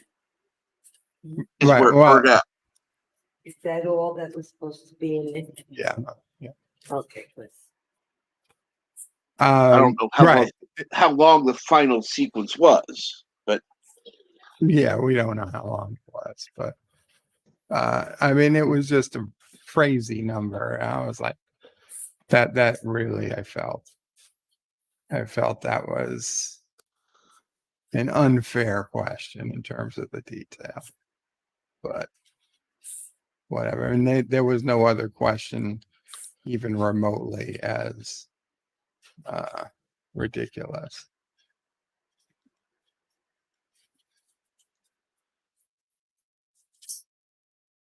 Fun fact: 64887676980. You were too lazy to read the whole number. 1, 2, 3, 4, 5, 6, 7, 8, 9. Okay, so 1 digit less than a 10-digit phone number, and there's no pattern there, like 1, 1A, 2, 2B. I mean, seriously, I would have given real cred to anybody who could have gotten that.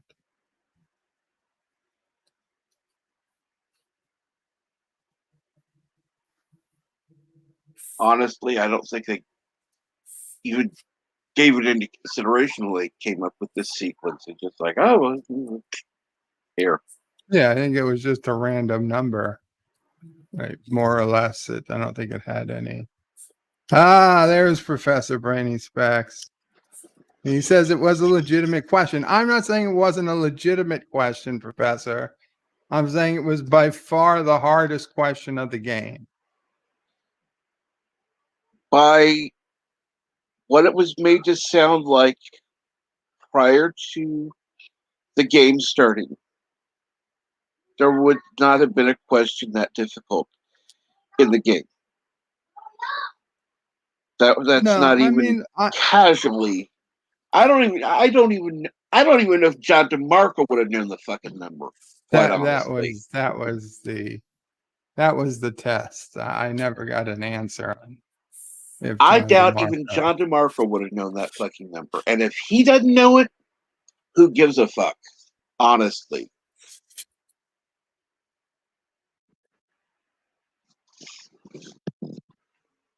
And good morning, Resolute Germ.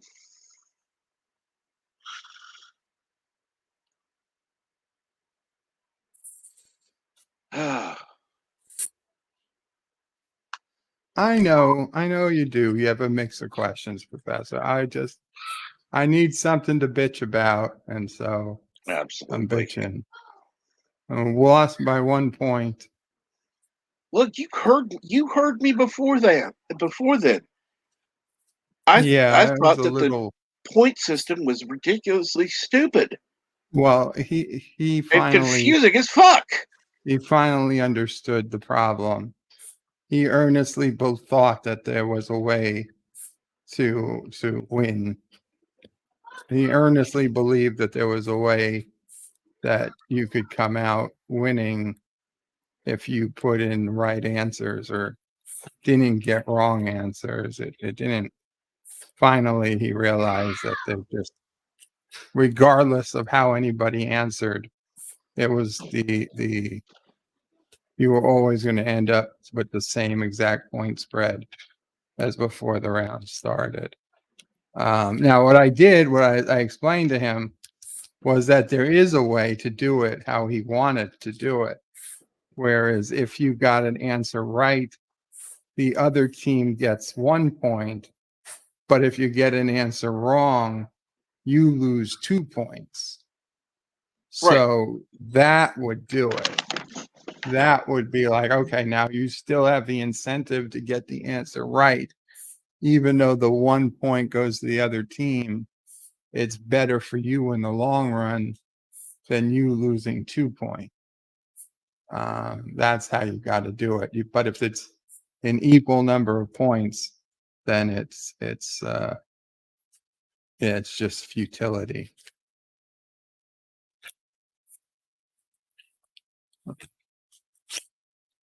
I have something to think about for next week.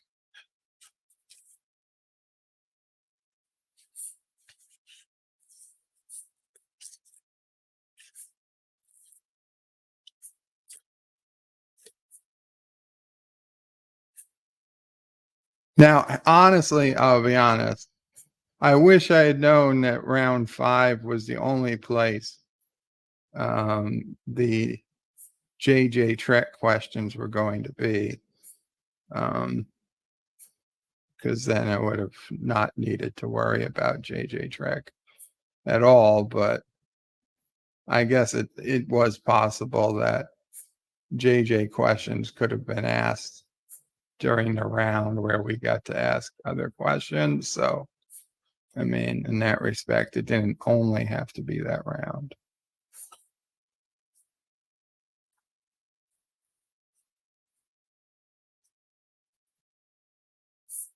But it was a very fun night, so I will give a pass.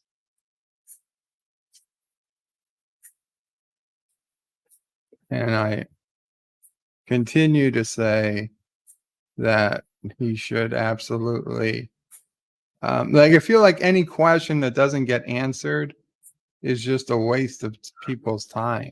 Right. So I think every round, like if one team doesn't get the answer, the other team should be able to steal it. Even if it's for less points or something.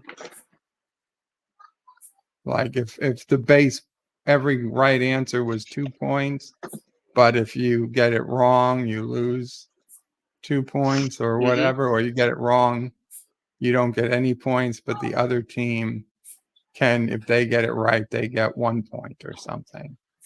It just feels like that's better. Well, let's say, okay. Here's my thinking. If you get a question wrong, okay, fine, whatever. You give the other team, they automatically get. Let's say, like I said, 2-point question. They automatically get 1 point for you getting it wrong, but they get the chance to earn a point if they can get the question right. That would still make it a 2-point question, and it would still be within the weird rules that he was trying to implement. But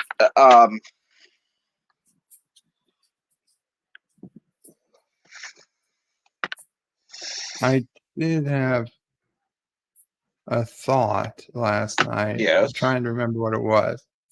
But basically, it was another option that I thought could be interesting. Basically, the opposite of raising shields, or whatever it is we called it last night, which was used the prefix code, where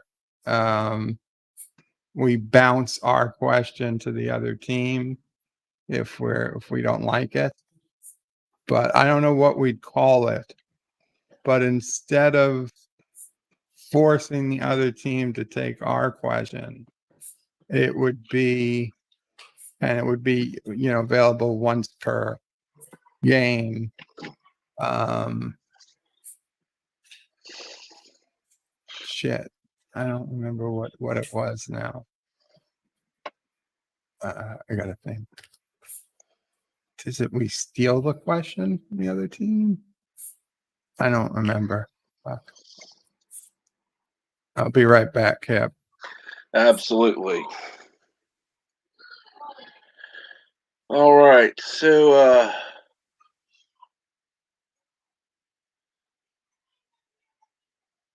what's going on, Resolute Germ? What's going on, Professor? Hey, Super Leverfus, what's going on? Of course, Berta's away at the point where nobody is on, and I would prefer to mute because noise in the background. But yay! Oh, I know what I'll do. I'll go with a coffee break. Won't last long, but it'll be something. Listen to me very carefully, because I'm only going to say this once. Coffee. Black. Coffee. Black. While I've got your attention, there are... Coffee first. Well, this mentor would like another cup of coffee. I'm just gonna have to give up coffee. Want some coffee? If I'm not mistaken, that's your 3rd cup this morning. 4th, and on a day like today, it won't be my last. Coffee. The finest organic suspension ever devised. Commander, set a new course. There's coffee in that nebula.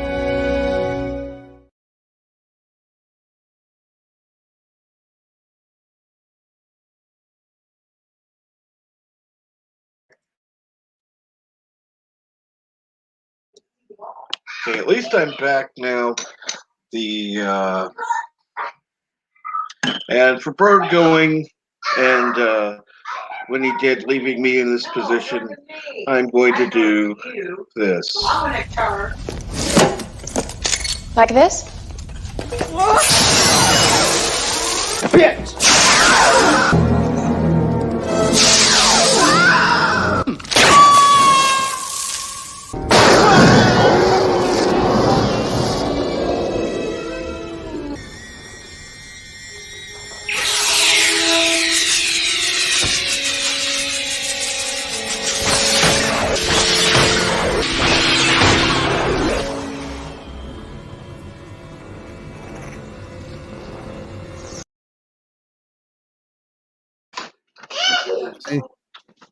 Sleep, pray. When did you do that? Before. That was quite a while ago. You weren't talking. I thought you were asleep. Everybody else had left, so I just kept talking, and then I renamed you Sleep O Pray. It's okay. I'll allow it. it It was a fair guess, and honestly, it was pretty close to happening.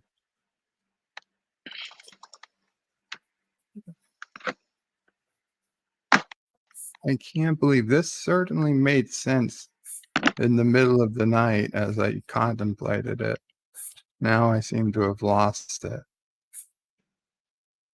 I even had a name for it. It's all gone. What? For this move that was the opposite of raising shields. I guess, I don't know. It doesn't feel right. I would say maybe it's a way of we're stealing a question. But it could only be done if shields were raised against you to try to basically get you back on track or something. And it's like, I think it was called cloaking. Oh, cloaking or something, or decloaking, where basically I guess you get the question instead of the other team.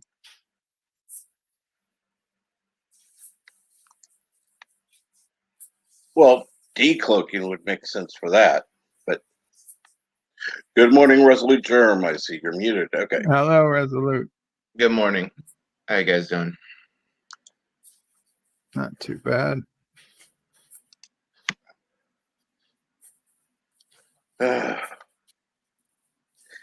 And good morning, Darius. How are you?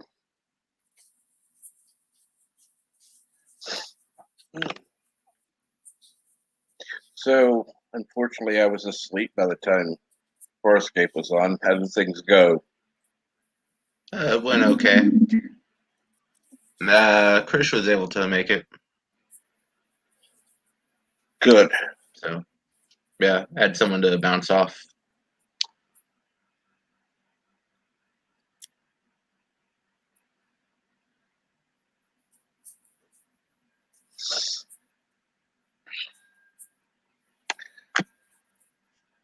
Yeah.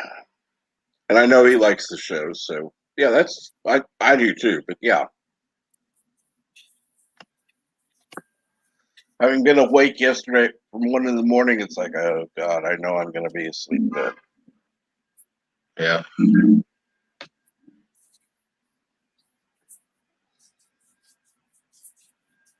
I didn't miss much is PK Tech Girl. So, all in all, average run of the mill episode.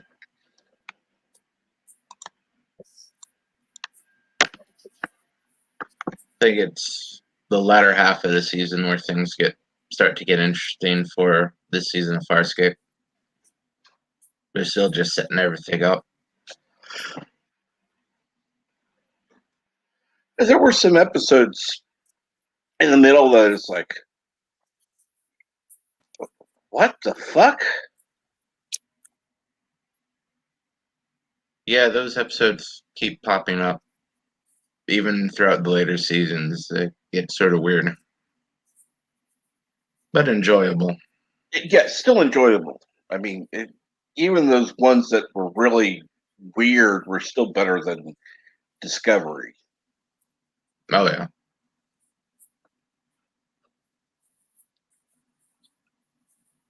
But the real weird stuff doesn't come around until he gets that chip in his head.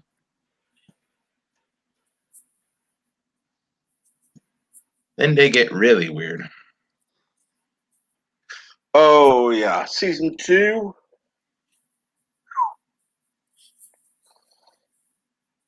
The way it ended, yeah. I mean, there was again, it was a good series. Don't get me wrong, but there were some weird episodes. Yeah. I'll give him credit. It was sort of inventive especially that Looney Tunes episode. Yes. And good morning, Eric Sander. What's going on today?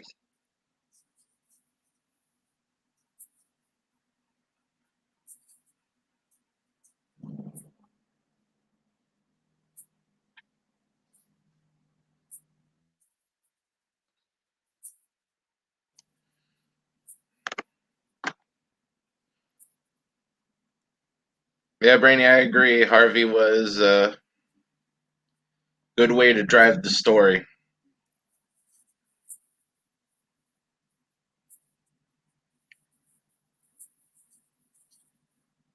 But at points it did get sort of weird.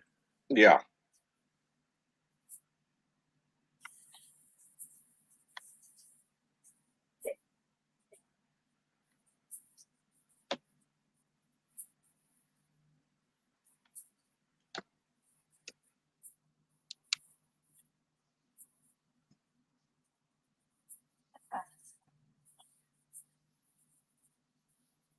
And I know Bird never really got into Farscape. No, unfortunately. See, for me, Farscape was a lot easier to get into than a show like, what was that show? I can't think of it now. I know Andy Trekker loved it. Oh God. Stargate? Oh no, not Stargate. Trying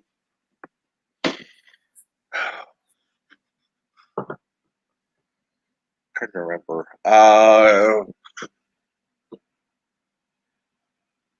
know it started off there was Zero Gravity Sex, and you had Expanse? The Expanse. Oh God. Yeah, the Expanse really can't compete with the 90s and early 2000s. It's good for today, but if it was out, say, the same time that Farscape was, it would be an abysmal failure.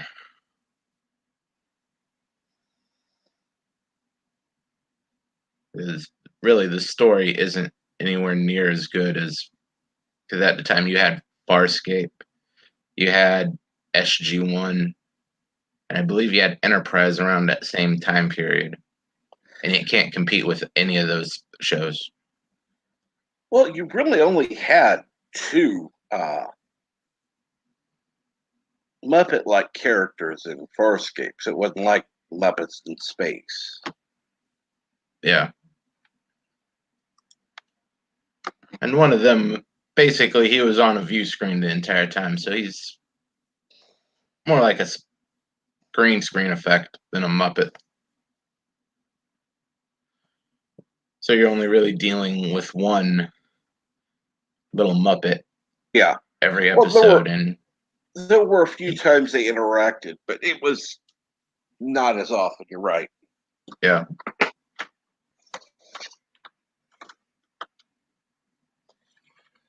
So yeah, the one interaction that you had constantly was the one, and yeah, it was. Now if they had more, Nigel, Rigel was damn entertaining, and he looked enough like Kermit the Frog to people to be interested. What are you doing? What? It's over under the floor. Under the floor. You look.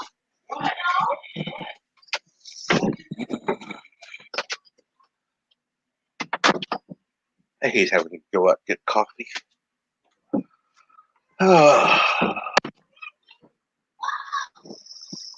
Yeah, Ken Jack Ben, the Expanse does take a while.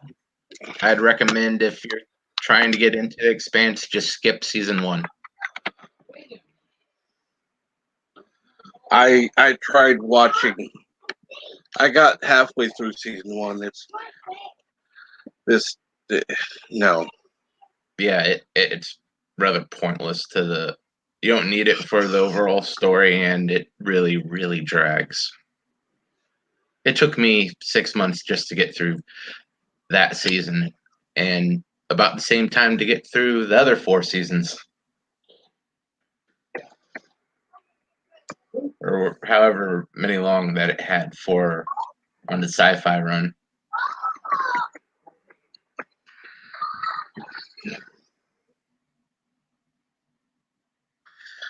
Oh, yes, it's going to be fun today. My wound care appointment, I know my blood pressure is going to be up. Yay!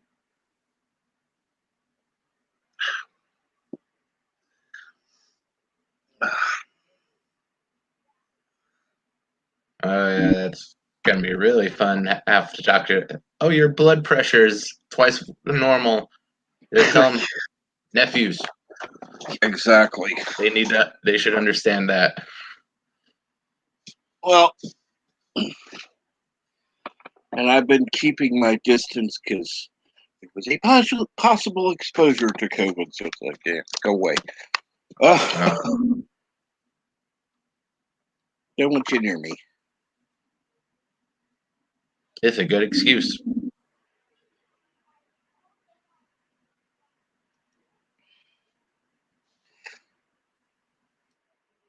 Absolutely.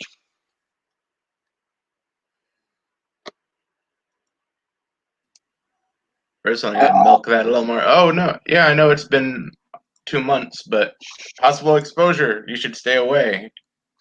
And yes, I did say wound care. I've been dealing with this abdominal wound since 2019. And yeah, I need to get further surgery to get things repaired. But with everything that's been going on in the world, yeah, no, thank you. I've been putting it off as long as possible. I'm trying to get in to see the surgeon, but that's been difficult.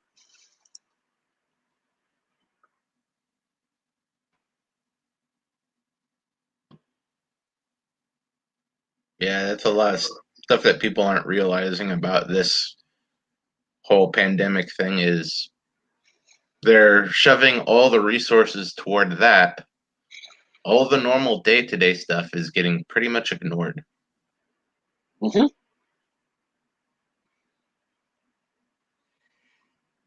And unfortunately, they've got they've had the storms that are being very detrimental.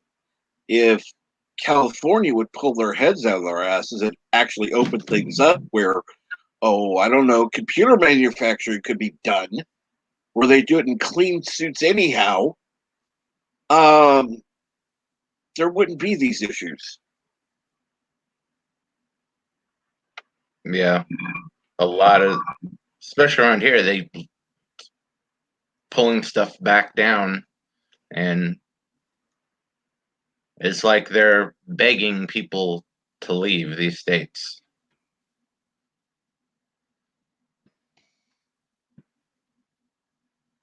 Hell, at this point, even Microsoft and Amazon are considering completely relocating because there's no advantage for them to be here.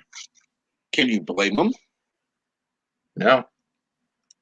They're paying through the nose for offices downtown and throughout the state. Then they get all these other taxes say, oh, we have a shortfall. We need you to pay a higher B&O tax than everyone else. Oh, and then they go to Amazon and say, we have this dock door tax. I know you have 200 dock doors, but you only use half of them, but you're going to have to give us money for each one.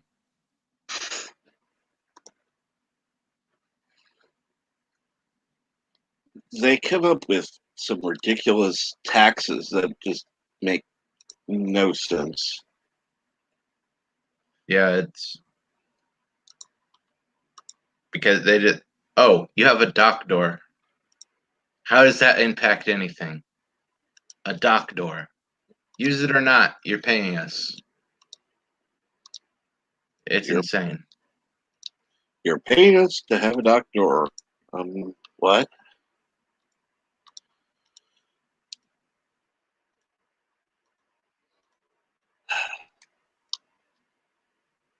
It's like this. Glad they just keep getting that carbon credit thing that our governor is so high on. It keeps getting knocked down by both the legislature and the court. Good. He tries pushing it through the legislature. They abandon it in committee. He tries doing stuff by executive order. When they first gave him the emergency power, he tried to worm in some environmental stuff.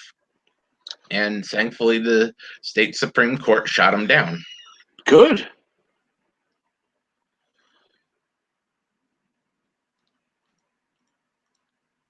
I mean, there are some things I understand, wanting to be more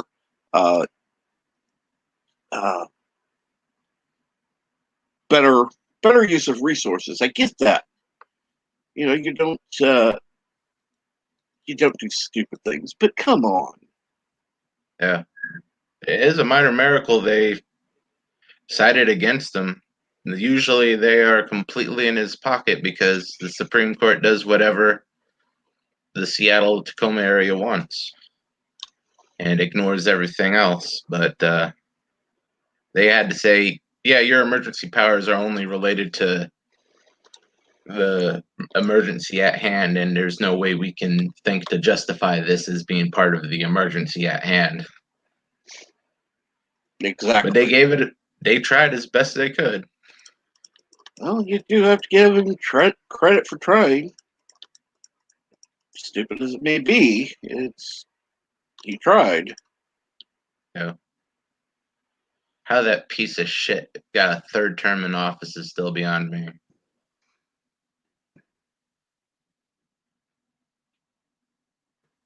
I think I could even going around the Seattle area, I can't find people who actually voted for him. Sure, there's a lot of apologists now that say, oh yeah, he's best for the state and he's doing a good job and all that sort of bullshit. But did you vote for him? Oh no, I didn't vote for him. So it's really suspicious about him actually winning, especially with 60, I believe it is around 60 to 65%.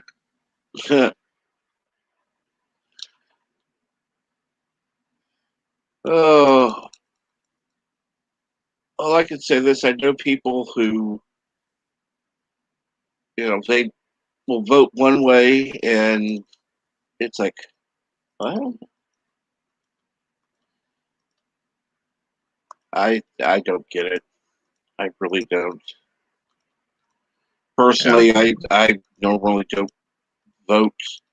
I don't vote by party. I'll put it that way. I never have. I never will. Because there have been, like, local government. The best for this one job, which was a city job, happens to be on the Democratic ticket. She did the job well. She lost because of the most recent, like when they had the presidential election. The new person that they put in office wanted the job, wanted the position, not the job, excuse me. And she sucked So at it. you got a Kamala Harris type. Yes.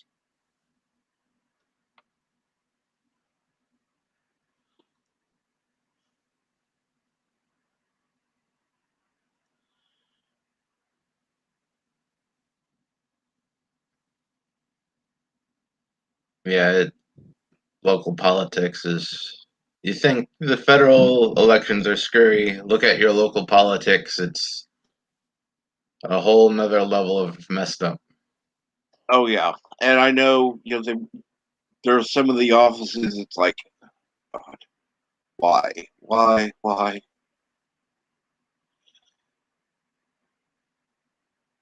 I mean, 3 different offices working together to get one job done, and nobody knowing who's in charge of what. Just like, really, maybe we ought to go over these things, figure it out, and maybe get the job done faster and better. Yeah. Yeah, it's always city, county, and state keep fighting about, oh no, this is your job. You take care of that. They don't want to spend any money or risk any bad press to fix any of the problems. And let's see here.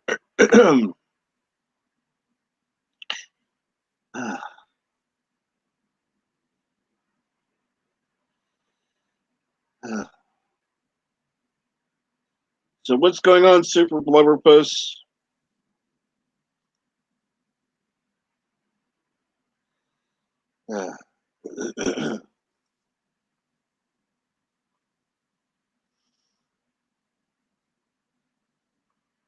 If you're in California right now, nothing is more important than getting rid of Newsom. Watch those ballot counters like a hawk, too, because they're going to try to pull something. If not careful, he's going to miraculously win that recall. They're only going to get 49% to vote yes on recall, and it's just going to, by the skin of his teeth, none of the voting for any of the other candidates will count.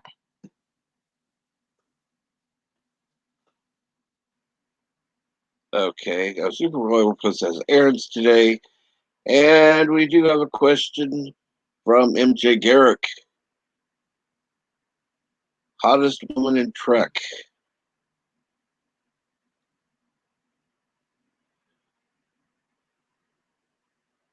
Well, Bert's not qualified to answer because he prefers the females, but I'll ask him anyhow.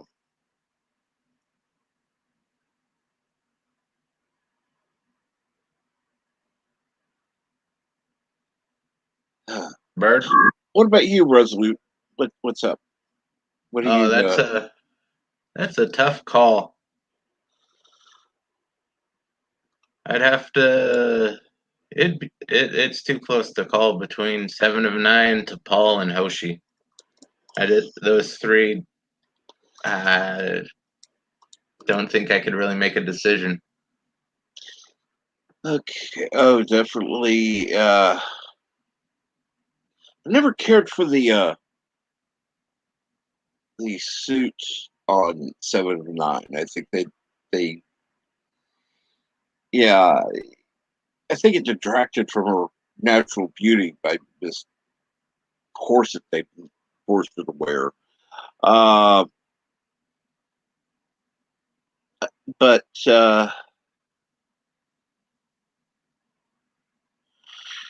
let's see here. Who would I pick? I would probably, honestly,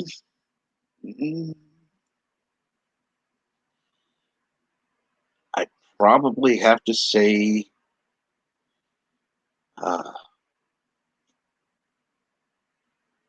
Uhura. Not a bad choice. That is a bad choice, Saunders. Erevic, that is. I expect that sort of stuff from Bird, but ugh.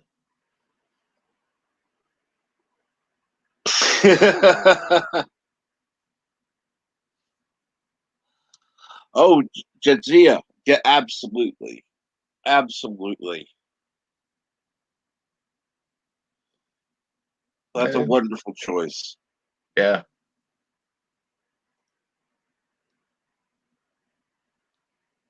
Can't go wrong with Jadzia or Ezri, for that matter.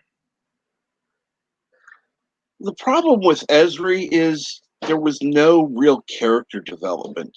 You only had one season. They kind of shoved her in your face to kind of give this, to run a story plot, give her character development in one season, and it really didn't work. Yeah. As much as I liked the final season of DS9, that aspect of it made it the worst season of the show. Yeah. It wasn't too bad of a job considering it was a last minute decision. Yeah. But essentially they only put her in to get through the season premiere, and the rest of it she's just filler. Because they needed Dax to be there for that season premiere, and for some reason they decided to keep her on. Yeah, well, and I agree with keeping her on, but she really should have been more of a what's her name? I can think of the daughter, Molly. Who is Miles married to? Keiko.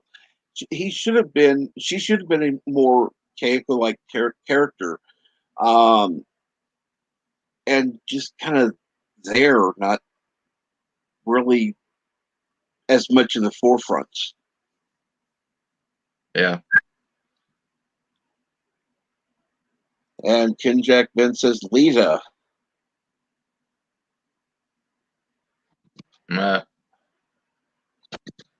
Not too bad, but I don't know. I never really got too much into her. Well, I mean, that's not a horrible choice. I'll grant you that. And there's something about her and Kira I never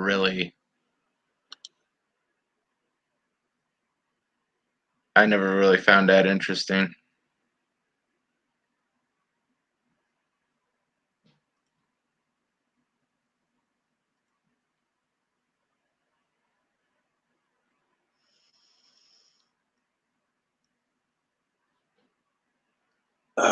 Well, yeah. That's right, Brainy Specs.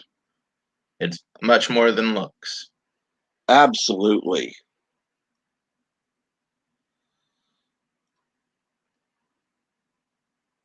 If it is all about looks, Lita, yeah, shoot right up there because of obvious reasons. Her chest shows up 5 minutes before the rest of her. Yep. But she is never more than, even at best of times, she is never more than a dumb Dabo girl. The only way she ever looked smart was because they paired her up with the idiot Ferengi.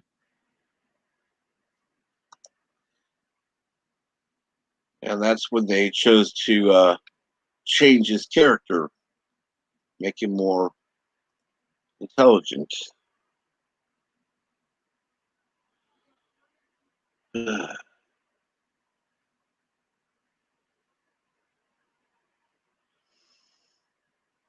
They made him an engineer. I don't think they made him more intelligent.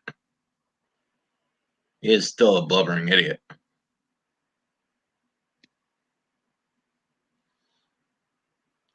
The funny thing was, when the show started, he wasn't an idiot. He was just a scheming, conniving, Ferengi. Yeah. And then the show went on, and he got dumb, and then I don't think he really ever fully recovered because he, destroyed the Ferengi economy. Hey, good job.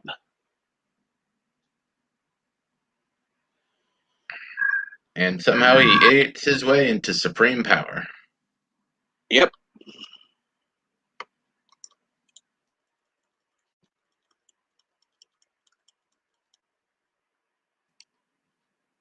And MJ Garrick, that's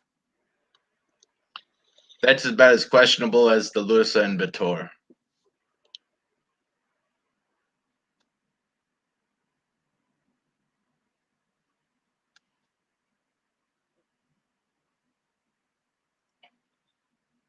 I'm sorry.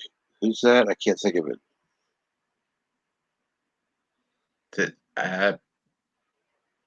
Tism? Yeah. I have no idea.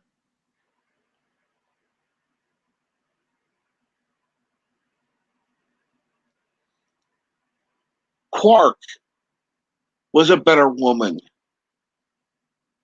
than some of the women in Star Trek. Yeah.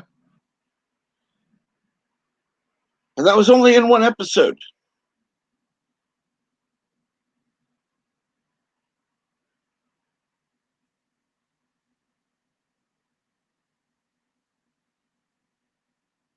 And MJ, yeah, Nog's dad, Rom. Yep.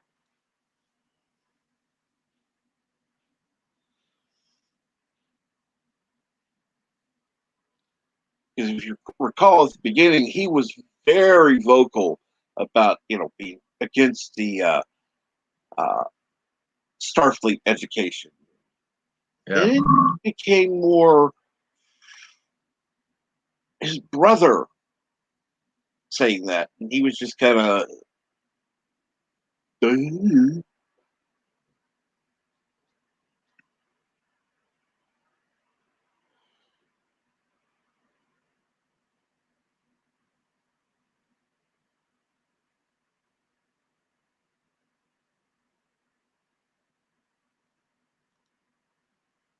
Vulcan Doctor Lady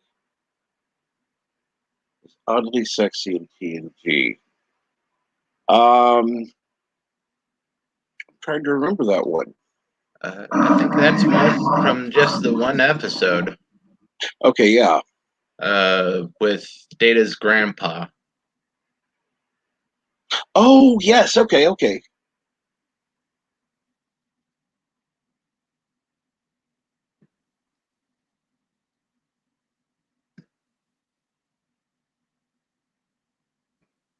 I don't remember her getting more than just those 30 seconds of screen time, so didn't really leave a big impression. I can't remember too much.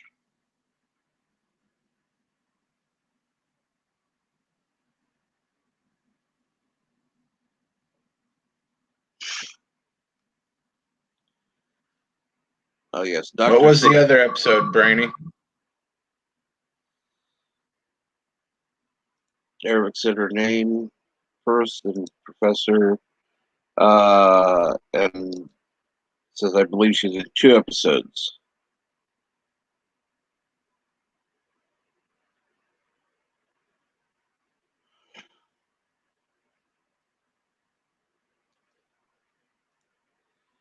And just so you know, Kinjack, I'm sure this is autocorrect since it's your phone.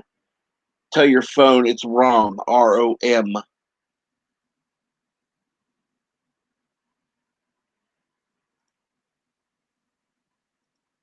Okay, she was only in the Schizoid Man. Okay.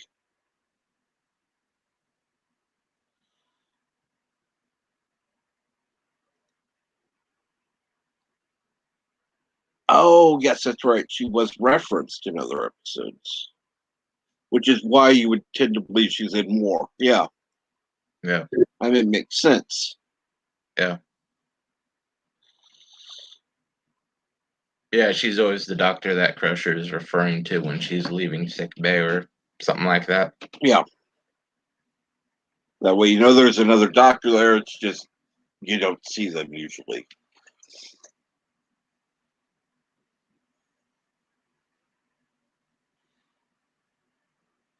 So,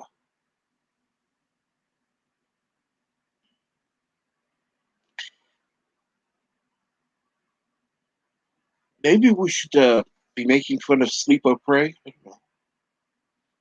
Today's going to be Bed Life, of course, at 4 p.m. Eastern, for which, of course, Bert is going to be late, as he is every day. Not going to be late. Well, I might be late. I don't know. But I'm not asleep.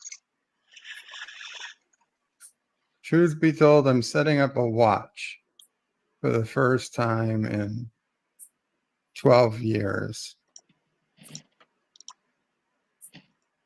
Oh, This watch supposedly can monitor my heart rate and my blood oxygen, and also tell me how I sleep. oh, You didn't get one of those Apple Watches, did you? No, this is from Amazon.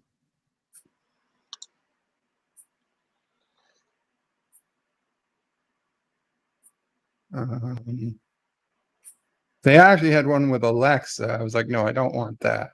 yeah.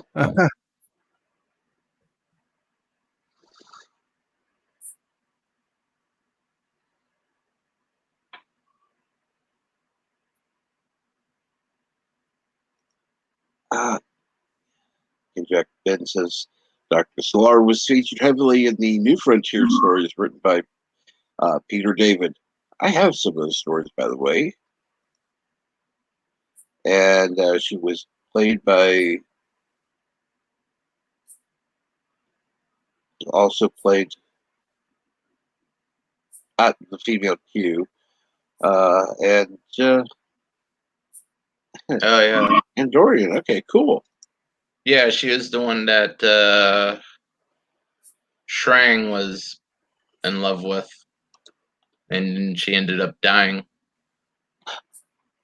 Ah, That's what set up his whole fight with Archer. Then Dorian ended up killing her, and then Archer took the ambassador's place and fought Shrang, and he lost his antenna. yes. A technicality so that you didn't have to kill him.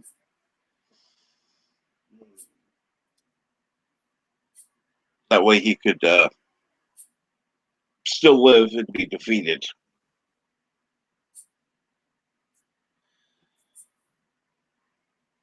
Yeah, this is one of the better parts in Enterprise.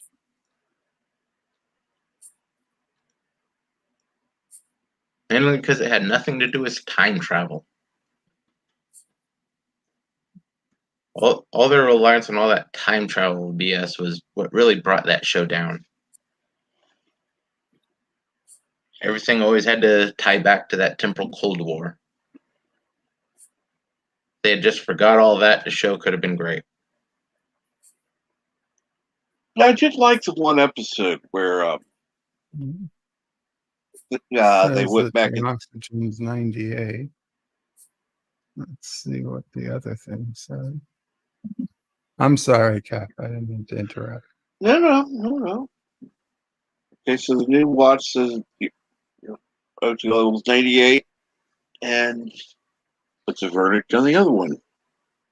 The one I usually use on my finger is saying 96, 97. It's close. Yep. That watch is going to have maybe a 3 to 5 point spread on it. It's not going to be as accurate. But the heart rate is totally wrong. The watch says my heart rate is 56. When I know it's way higher than that. What does the finger thing say? 90. Okay, so yeah, that would be more accurate. Yeah. 56, I don't think he'd be conscious. No, 56 is just very relaxed. It's low. Actually, Ken Jackman, he did not reattach the antenna. The antenna grew back.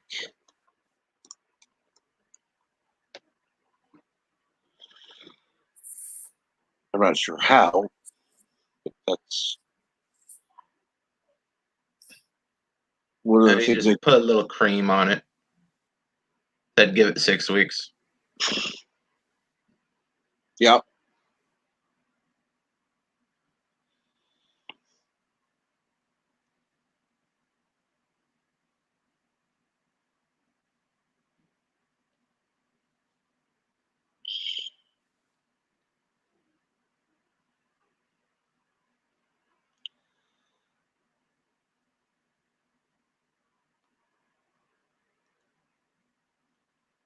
Yeah.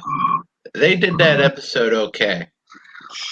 All the time travel in Enterprise was a clusterfuck. They obviously didn't know where they were going with all that. They just said, "Oh, this is a good idea. Let's shove this into the premiere." And they just did it piecemeal as they went.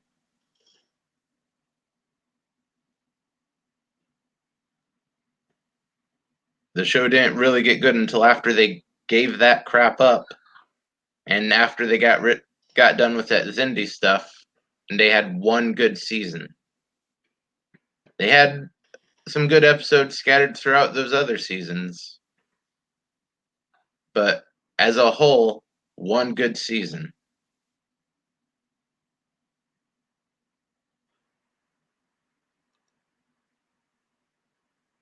I would say yes. Shran was good.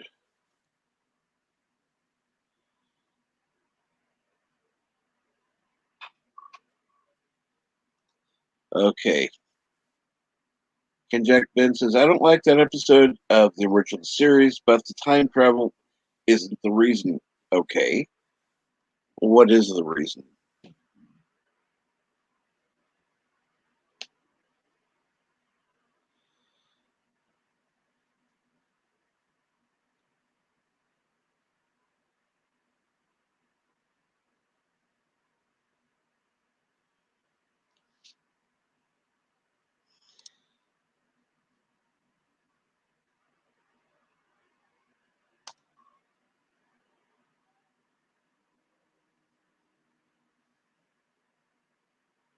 And I'm not really sure you disagree with what who said, Ken Jack Ben. I think about Shrang and Antenna.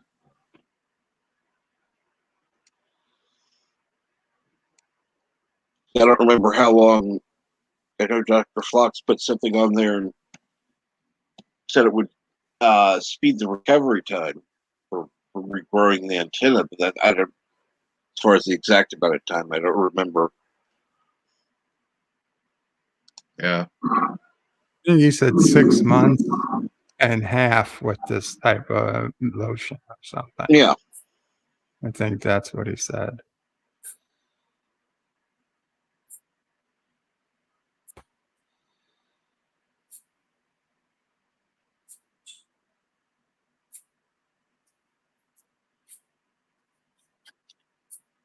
Well, how are they going to? The only way to do it is to set it. The only way to go back was to set things right. The only way to set things right was for her to die. Now, could they have gone back another way and found a way to save her? Yes.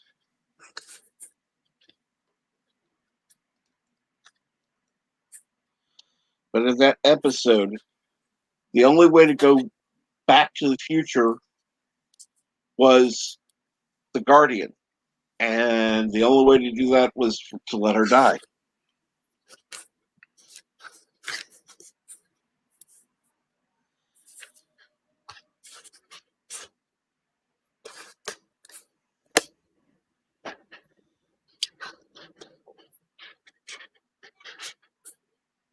But then Kirk would have had a love interest.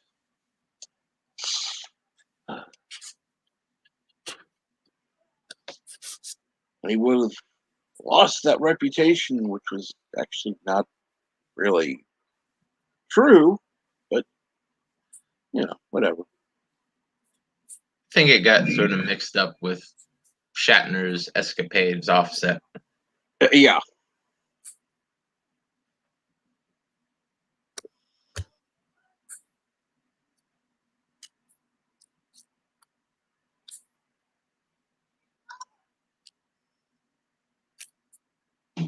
Roddenberry.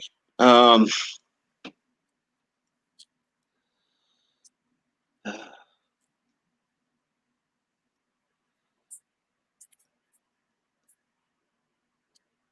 Well, she's going to start the peace movement if she's there, Ken Jack Ben.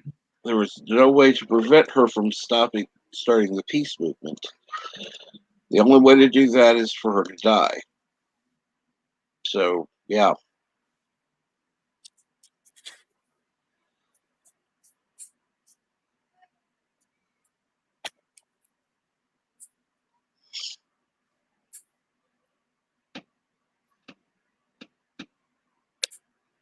Because, as they said, she was right just at the wrong time.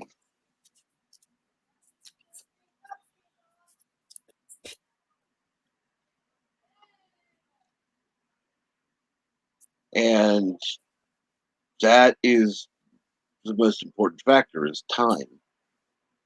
She was... Yeah, peace has its place, but in front of the evil they were facing, it'll get everybody killed, as Spock showed on the television. Yep. Is pacifism a good equal ideology? But when you're dealing with something like, say, Germany at the time, or any other time when you have someone who doesn't share your ideology like that, it's going to get you killed.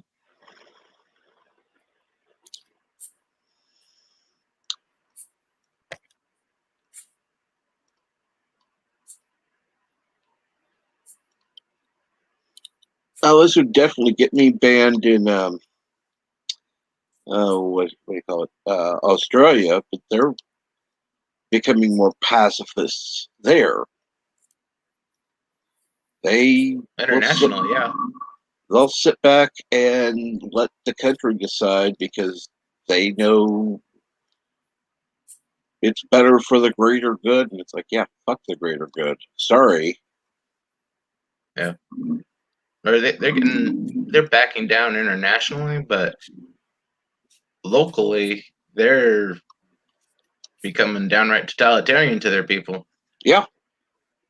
I'm surprised Kirsch isn't already in a camp.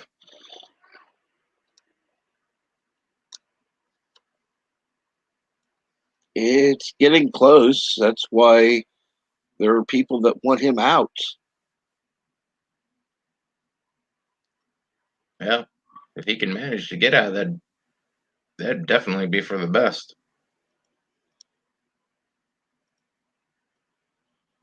I mean, there's a preference of where he'd like to be, but right now, out would be better than nothing.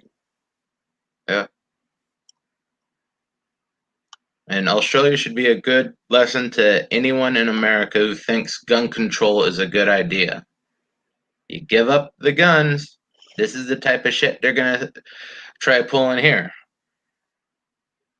As long as you're better armed than the local police, you have a chance. But if you go to Australia route, what are you going to do to stop them? Nothing. You're screwed.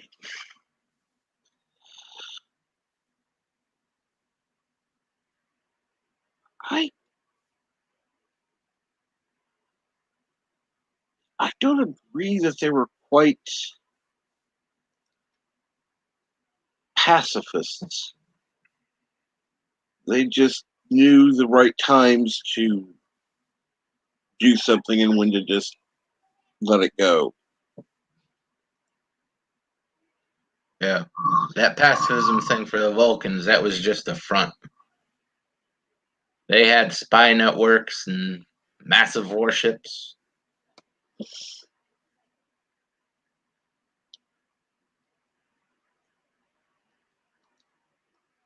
Now, see, that is one inconsistency that's never dealt with. And the fact that she came back in time and then she was on her own ship. Why the fuck would she be on a ship? She should be on Earth with the whales and informing, Starfleet about the whales and blah, blah, blah. And,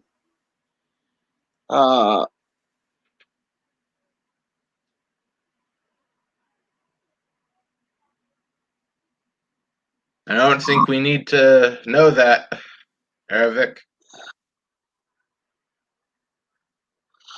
oh no, that's a definite negatory on that one there.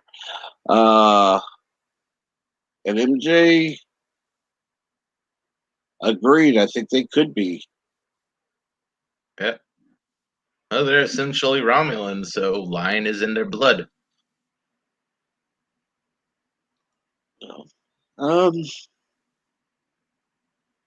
as long as there's a grain of truth in what they say, they're not lying.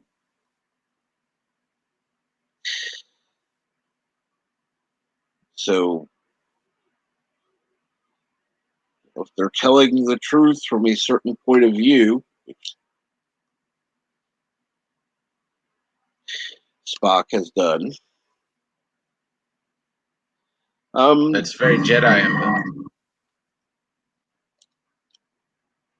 exactly. They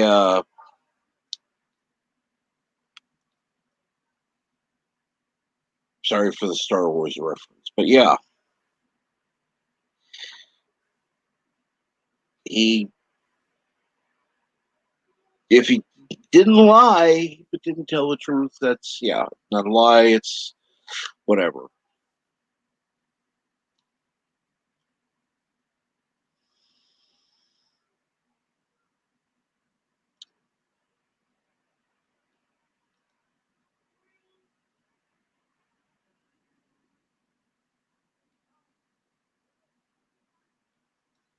And yeah, MJ Garrick, she did go to the future. When she grabbed Kirk, when he was transporting, they didn't have time to put her back. They couldn't spare the energy to beam her out or land again.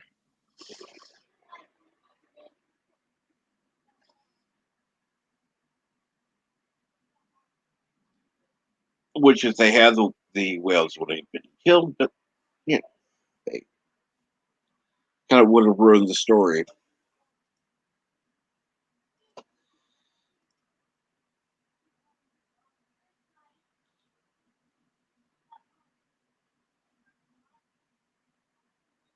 I don't believe they did say starship, so I believe. I think the only reference they said was when she said, "You got your ship, I got mine," Yeah, and then she names the ship. I forget what the name was. yeah. She didn't specify if it was Starfleet or some other science ship that'd be dealing with the whales. Yeah.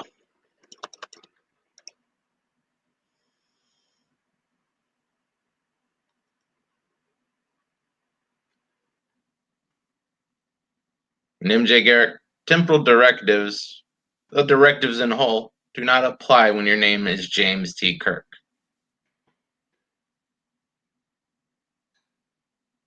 Heroes get to break the rules. And they look the other way every time. Let's see here. Breaking the temporal prime directive would have meant destroying Earth. And probably many other planets.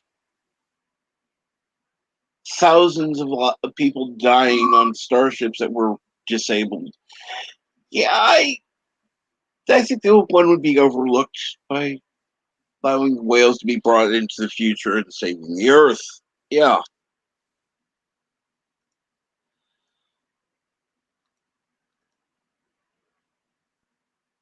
And yeah, Ken Jack, that's probably a Federation naval service ship she could have been referring to. Well, that's true.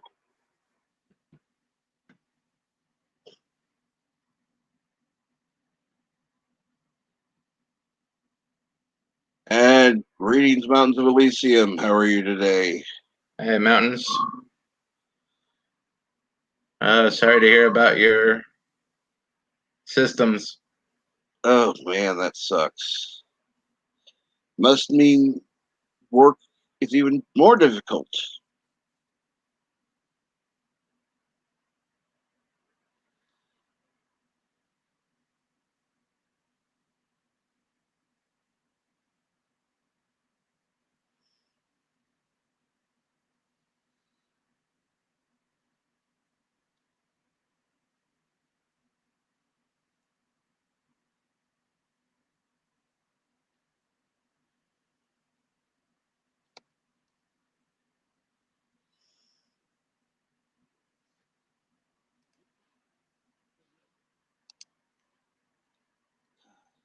Let's see.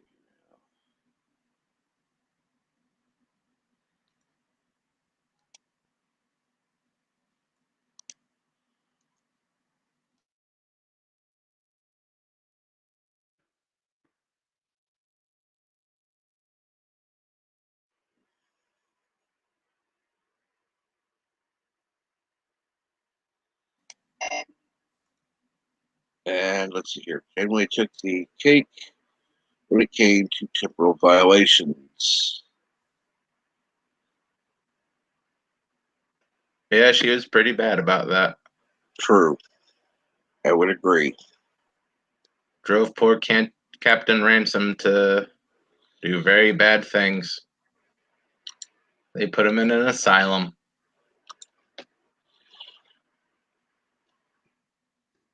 Just another body for the pile for Janeway. Throw him there with Tuvix.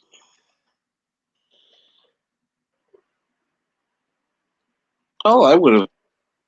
If I were them, I would have saved the Tuvix pattern and then, used it another time, maybe. Yeah.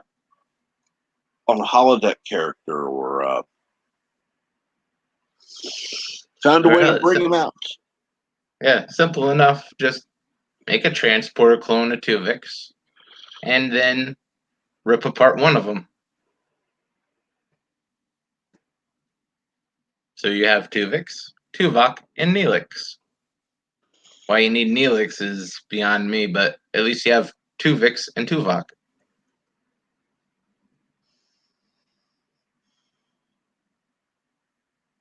Yeah, get rid of Neelix. Why not?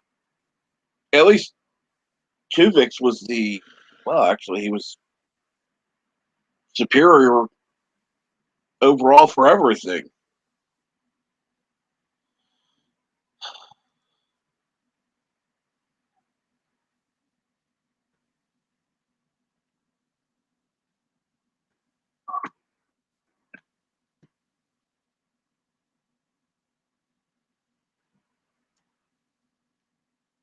Well, with that, MJ Garrick, you have to realize she was about 1 year old.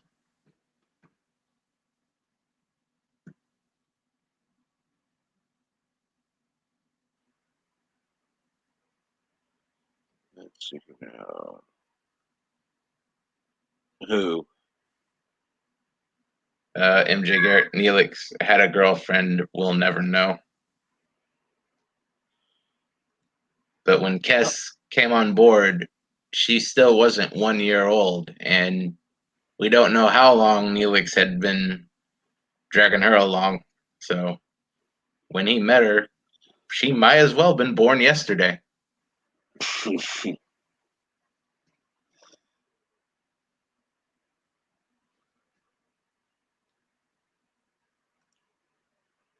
basically he was dealing with a teenager. Bad. Essentially, yeah. If not younger.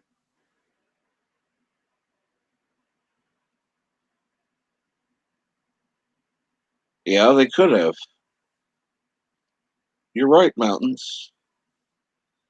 That's what they should have done. They should have done a full scan of Tuvix Yeah.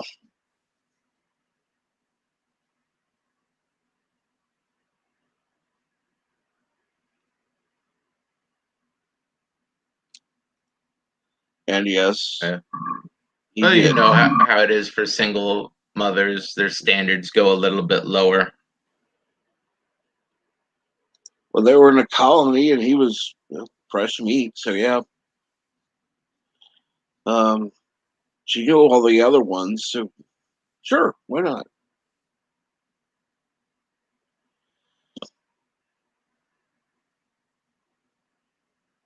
Wonder how long before she dumped him.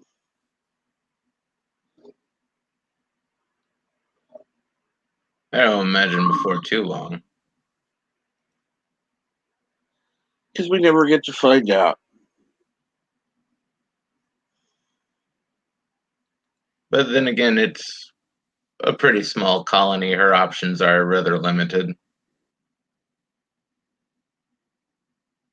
Perfect for a guy like Neelix.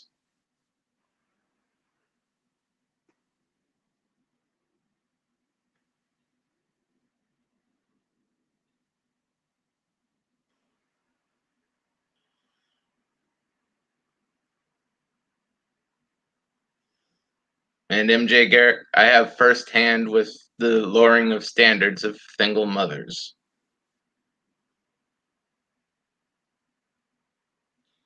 It's not a slam. I mean, there are women out there who do that. My niece is one of them.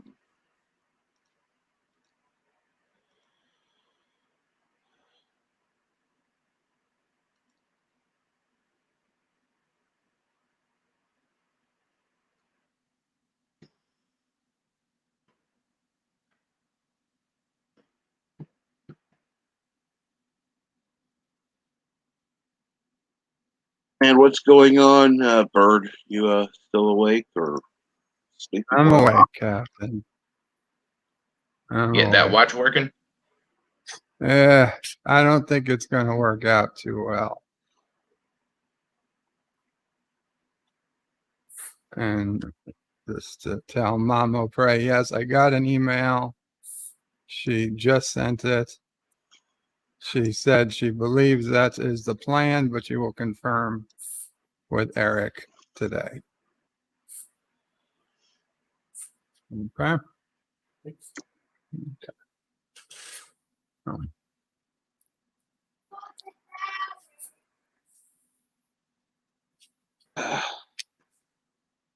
I don't know your age range, MJ Garrick, but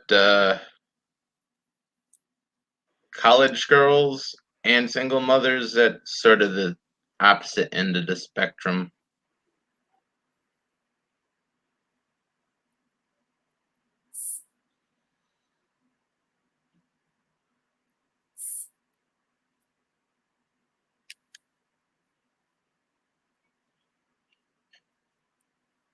Well, unless the college girl is a single mother, but that doesn't Yeah, happen there's that that. often.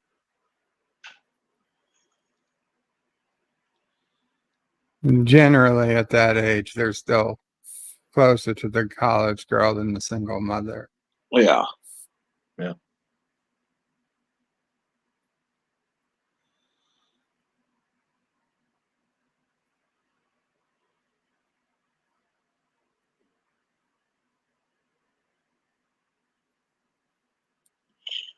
And yeah, modern college girls are very, very open to and weird. But your father should have taught you when you were a boy, don't stick it in crazy. So stay away from those modern college girls. I don't care how hot they are, they're psychopaths.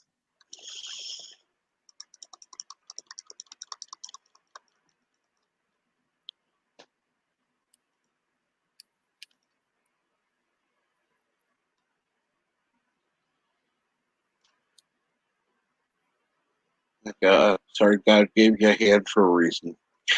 Um,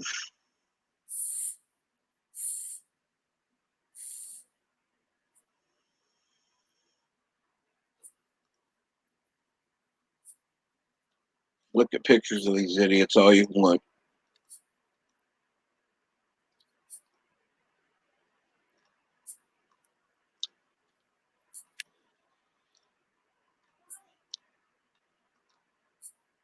Pictures of what idiots?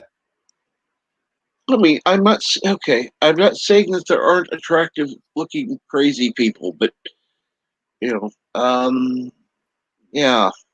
As Resolute said, don't stick it in crazy.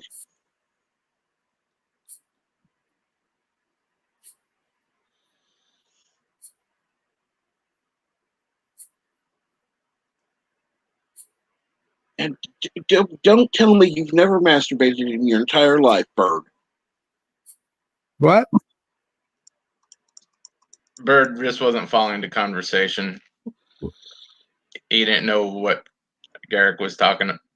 He didn't read any of what Garrick said. No, I'm not reading the chat. I'm sorry. No problem. I'm on a different screen. What are you playing now? What do you think? I think he's trying to get that watch to work. Ah, okay, yeah.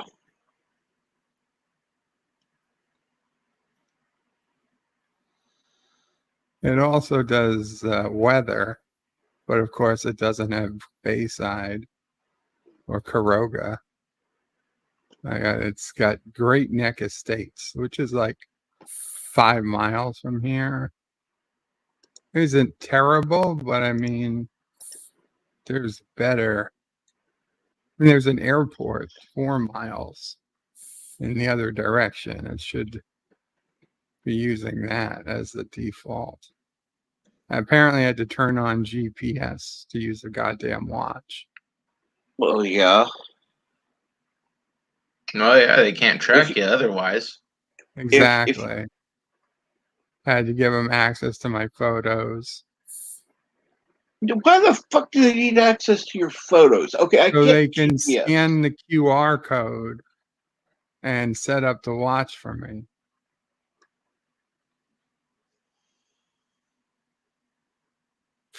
It's bullshit.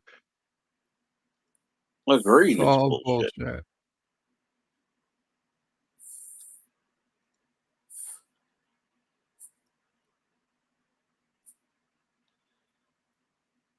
At least we can agree on that.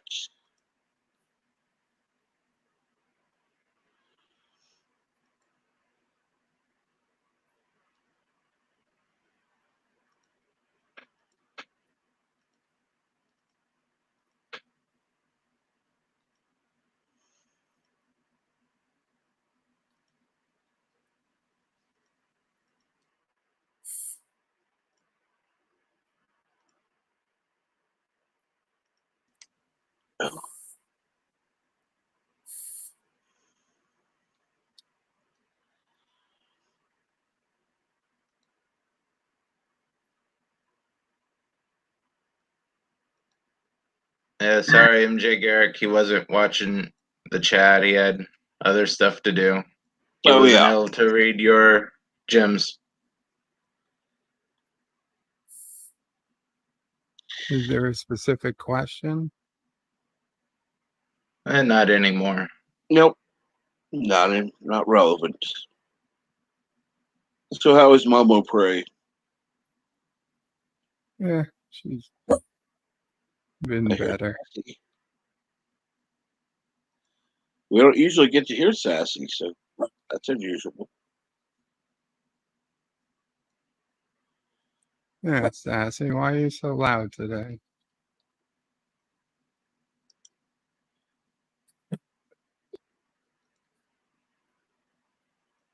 I don't think she likes your watch. I think that's probably it. She doesn't like it either, so Sassy's right.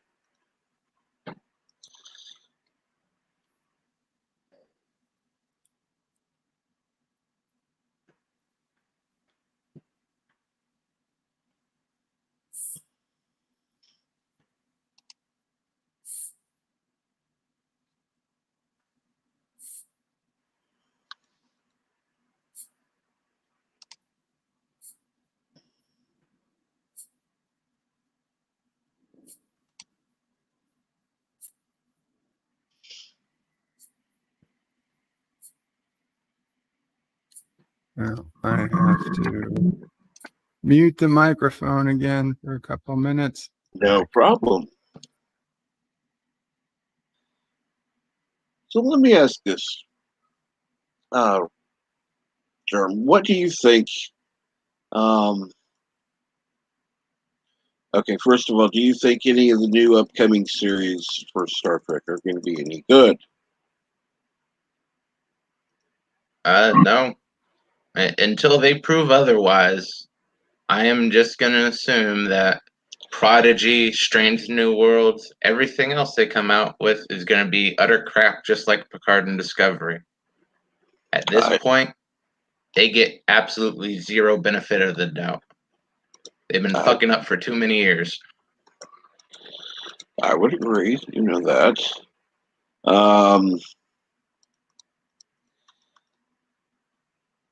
Yeah, until they prove they can actually, and I'm sorry, the tropes that they put out in lower standards don't prove they actually know Star Trek. They just are able to access Star Trek history. Ooh, wow. Yeah. They can make references. Doesn't mean they understand it. Yeah, I know Bird was impressed with that second episode, but I don't know. It from the descriptions and the clips that I've seen, doesn't seem like anything special. No. Boimler is still a worthless sack of crap as a character, and Mariner is a bitch without a redemption arc. She'd be a better character if her being a self-centered bitch came back to bite her in the ass and she learned a lesson, but that doesn't happen. Hell, at this point, it would be better if something happened. You know, it went to mommy coddling her. It's like, oh, okay, well, you know, like you're going to be breaking the rules anyhow. Here, why don't you do it this way? I'll just give you permission to do it now. If she has permission, she's not really breaking the rules, now is she? Like, well, this isn't actually approved, so yeah, it's you can handle things the way you want. So yeah, it's permission without permission. Yeah, really,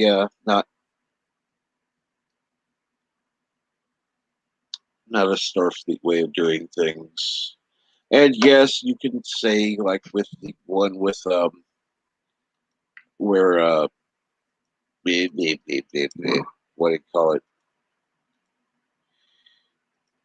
They brought the Romulans into the war. That was approved. Yes, they ended up killing people. That's just how it is. But that's not the normal standard, and it was an exception. Yeah, it was wartime. And this was not an exception like that. It was just, oh, okay, the captain does whatever the hell she wants. Yeah.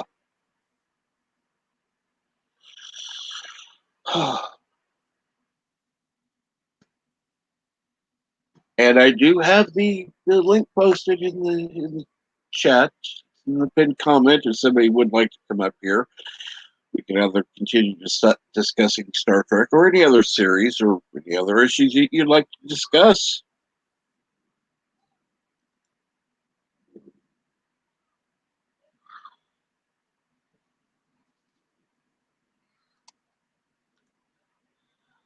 And Derek says that Rutherford is his favorite. I'll give you that. Rutherford is the most acceptable of the four main characters, but that's not really saying anything because they're all subpar.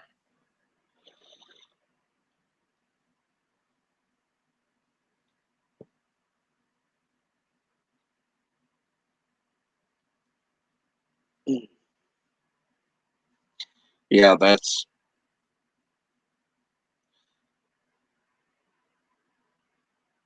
well, just like with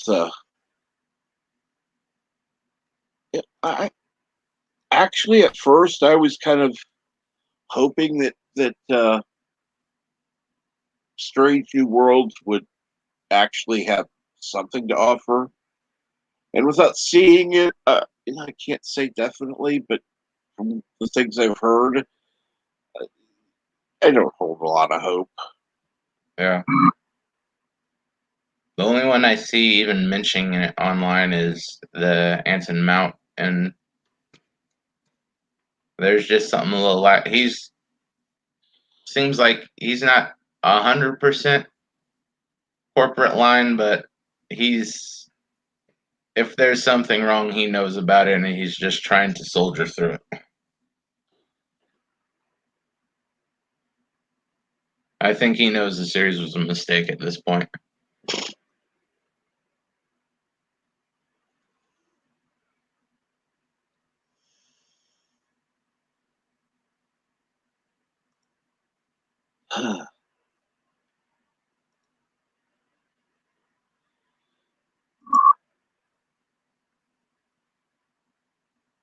Yeah, Well, secret hideout. That's they need to get, Kurtzman's studio. they need to get rid of it.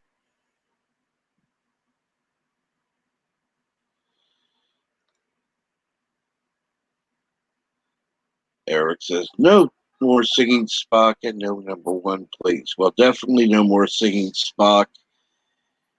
And yeah, we're going to get number one. Yeah. Whatever.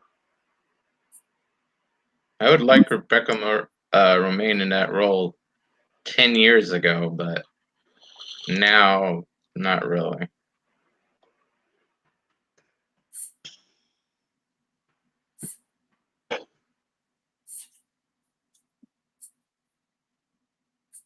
Captain, I'm gonna have to eat lunch and then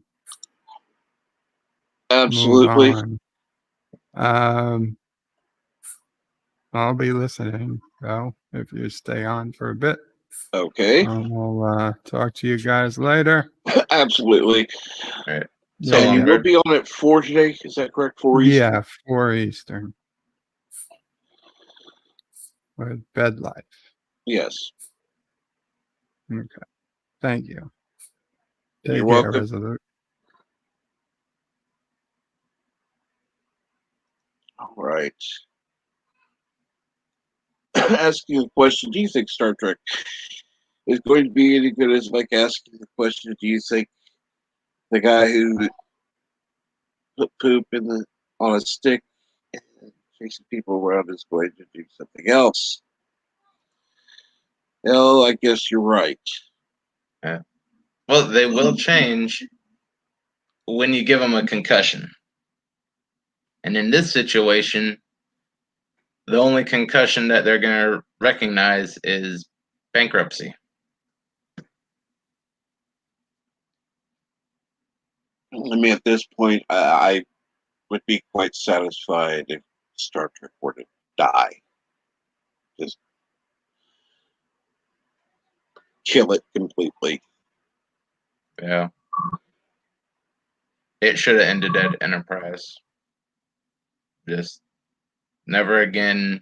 This. I mean, they had some good ideas for things. I don't even mind, even though I hated the movie, the fact that they put out 2009, but after they put out the second one, they should have realized, okay, this shit isn't going to work. Well, when 2009 cratered, that should have been a clue to them that maybe we should leave Star Trek alone for a few decades. Exactly. Let's come back to it in around 2030 and see how things go there.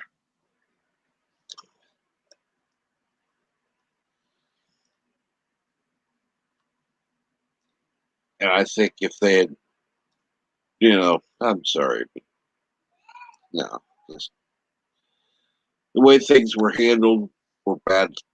And yeah, I would be quite satisfied if Star Trek were gone completely. I mean, they're working on getting the rights back to showing everything exclusively on Paramount Plus. And if you think I'm paying for Paramount Plus, not a chance in fucking hell. Yeah. Paramount Plus is dead. I'd sooner go back to Netflix than Paramount to get any Paramount Plus. I would much rather go back to Netflix. So yeah, but no, thank you.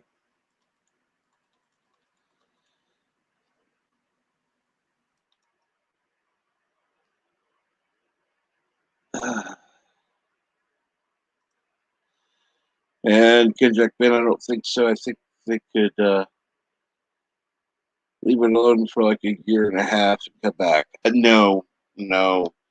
It would take a minimum of 5 years. And they would actually have to use those 5 years to actually find and interview people who understand Star Trek, who understand what. Now, here's the thing. This is what a lot of the people that like the new shit say, is that, well, things have to change. Well, I liked the original series, and after season 2, I liked Next Generation. I liked a couple of episodes in season 1, but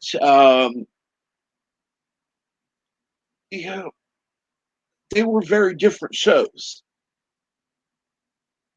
But Next Generation, Deep Space Nine, and Voyager did not shit on the original series.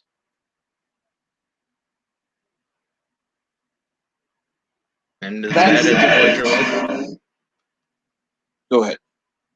As bad as Voyager was at times, it didn't actively insult the fans. Exactly.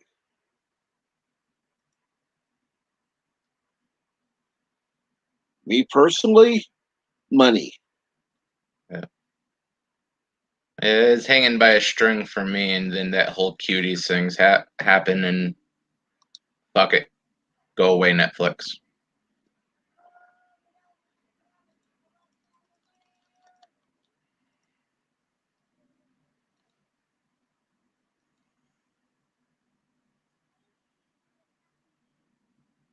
Could only watch so much crap, and then when they start exploiting kids like that, it's just, you don't get my $10 a month. Is it bad enough they made that insult of a TV show for Dark Crystal? And then those Marvel ones just kept getting worse and worse, and they were losing those anyway. Yeah. And then, oh, here's essentially what could be cut into child porn. Fuck you. You don't get my money.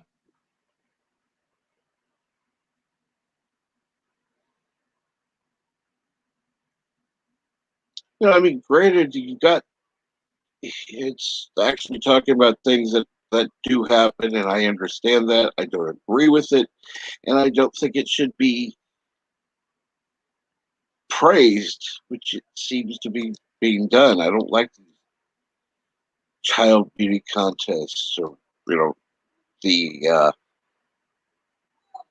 cheerleading type, or whatever the fuck you want to call them. Yeah. I'm sorry, children should be children. These teenagers that are dressing up like, hookers, or these, girls dressing up like hookers. This isn't something to be praised. Right. I mean, if, pop singers want to dress up looking like a hooker, that's fine. They're fucking adults.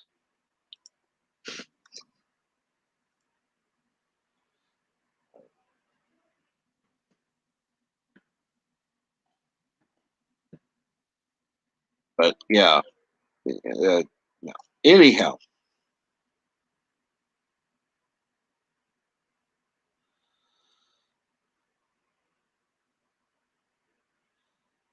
Jackman Alex Kurtzman said that Trek is now a political platform for SJW.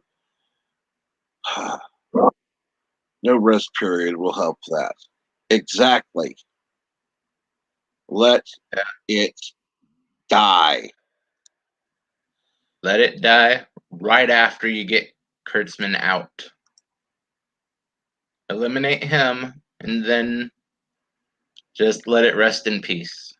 But you have to exercise the problem first. Even if it's just for a show thing, just bury Kurtzman, and then you can let the series die. Let it live long enough to see its killer ended.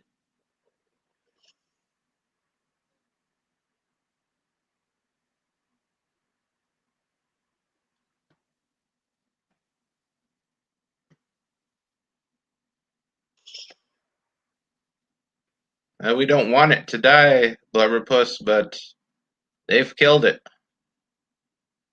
And it being a franchise, it can die for a little while. Just let it stay dead for 10 years or so, and then it can come back. Hopefully, come back to something near its former glory.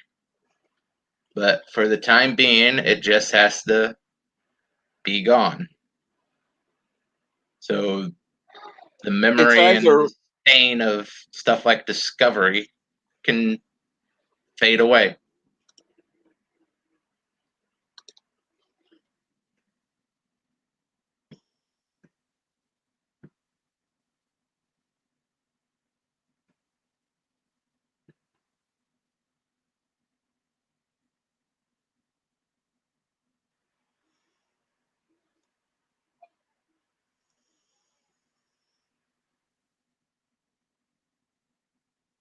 And no, I don't believe they've already. See, here's the problem, Super Blubberpuss. Us wanting it to die means the SJWs have won. No. Why? Because the SJWs have taken over. Us wanting Star Trek to die means we want the SJWs to go. Once we can get this shit off the air, give it time to rest, get rid of the garbage that was put in there, then it can come back out. Until then, no. Enough of them would survive Kinjack. And then you start getting new fans to actual quality product.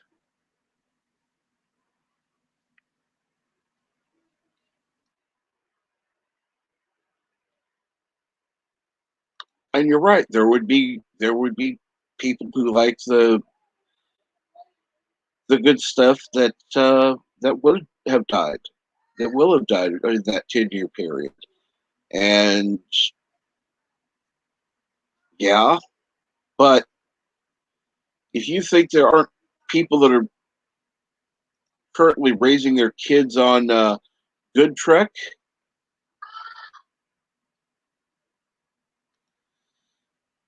okay, that break was actually forced. But yeah.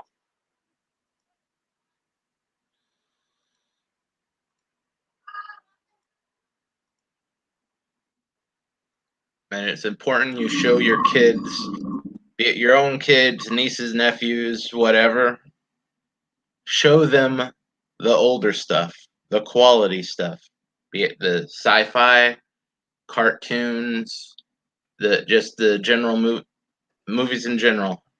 Is show them the quality stuff and make them see what they're missing from watching all the bullshit that's coming out today. Yeah. They're not going to learn if they don't know there's an alternative. They'll just see what's out there and just, oh yeah, this is how it's always been. That's why get your DVD and Blu-ray collections. Just get all the old classic stuff that you liked as a kid, all the sci-fi stuff. Just get that disc and hold on to it. And the way things are going, hold on to a player too, because they're smashing those up. Yeah, make sure you get one that does not need to be connected to the internet.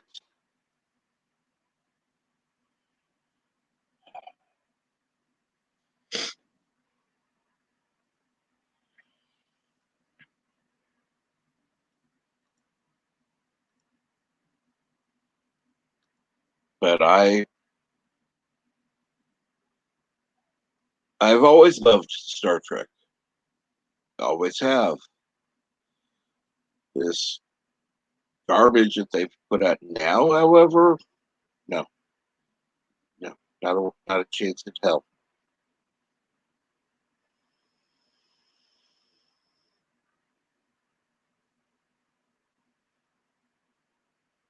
And I absolutely love quoting that one line from the episode of Discovery.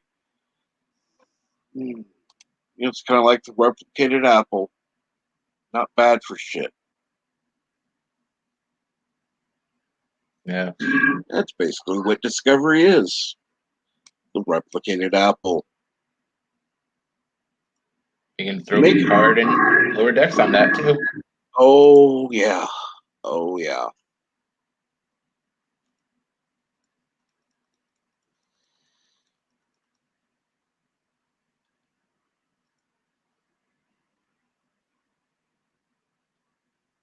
I agree, Blubberpuss.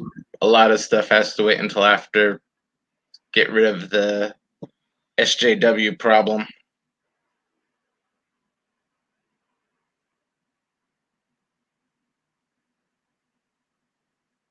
But I wouldn't really call them SJWs anymore. Just call them what they actually are. Communists. Yep. Varying degrees of communists, but they're all just communists.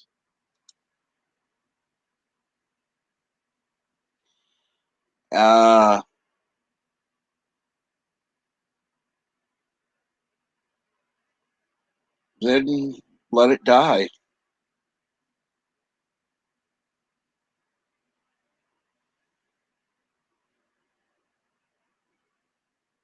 Let it die. That's fine. Yeah. The state it's in now, it's better off dead. Let people who want to remember it, but keep shelling out complete and absolute shit like they're doing now is a fate worse than death.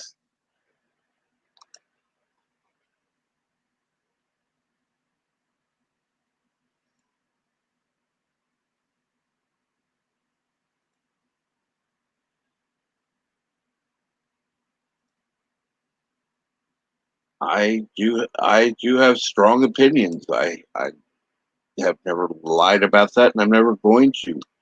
But my opinions are my own. I will not hold back on what I think, nor should anyone else. You like what you like, don't like what you don't like, and you shouldn't have to make any excuses or apologies for thinking that something that has destroyed what you liked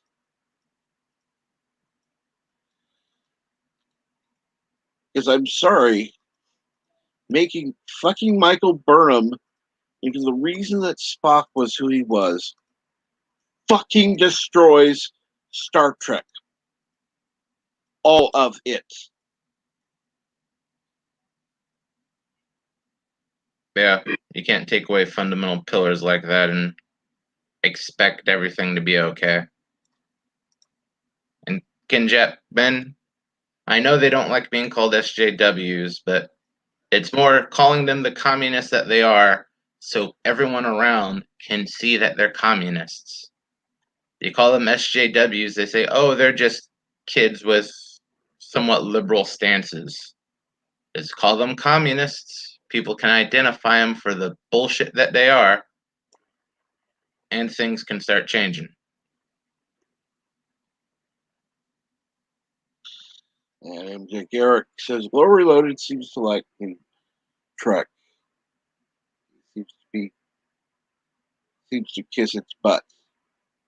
Well, There's I, no I accounting for taste, and Lore's sole source of income is the YouTube channel. correct. And there was a distinct change in his focus when obviously that's where the people who were giving money were the fans of Discovery. So okay, fine. You know, if that's what gets him the memberships and the super chats, blah blah blah. Okay, fine. You know, he made a choice, and he's going to have to live with it either way. Right now, it's paying off. You know, if that good for him. It's keeping him I afloat. wouldn't do it. That's yeah. I wouldn't do it. I never would do it. Yeah, but understand completely that being the only source of income for him and especially his kids, let him do what he has to do. Exactly. And, you know, sorry, I don't like it, never will. Now, if they make changes and actually make it good, will I change my mind? Possibly. But in the current state that it's in now, fuck no. Yeah, they have to work really hard to get any type of respect back, let alone loyalty. And I don't remember who was saying it. I remember hearing something. We're no longer consumers because we have to pay to access this now, unlike before where we could watch it for free.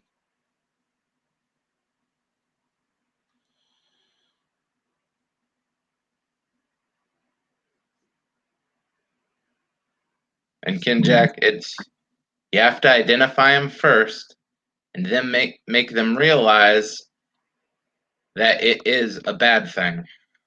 You can't just go changing terms and just to get it a negative connotation. Make them understand the label, then make them understand it's a bad thing. Keep showing them stuff like what Stalin did and what Mao did,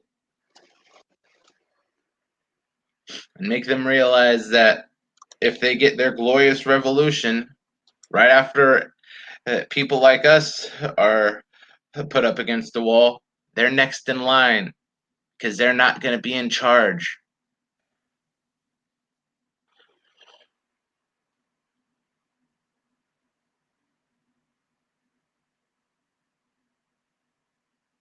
A bunch of useless college students who can't plow a field or do anything productive for the party, the best life they're going to have is as a slave. And if you're not good as a slave, you're going to be useful as a corpse. And unfortunately, this is not being overly dramatic. This is truth. I wish it weren't. I wish I could say, oh, well, you know, Jeremy, you're just being a little dramatic there, blah, blah, blah. No, not a bit.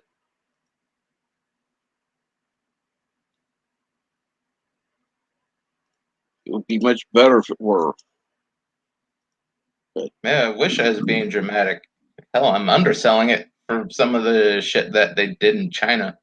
oh, God, yes. I even cover the whole just letting half of Ukraine starve to death. They literally piled food onto trucks and said, "We need this somewhere else." Yeah, we know you're going to starve to death, but that's on you. And they just drove off and left a good chunk of the Ukraine to starve to death when they were growing the vast bulk of the food for the Soviet Union.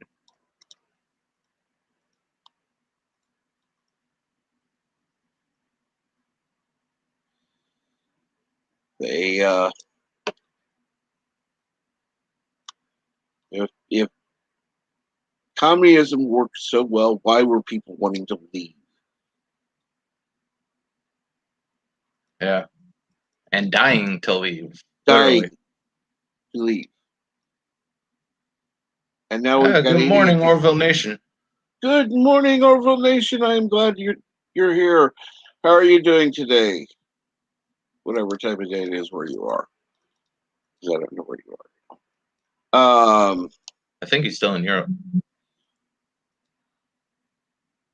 I know we had talked about making a trip sometime, but whatever time of day it is where you are, I hope it's a good one.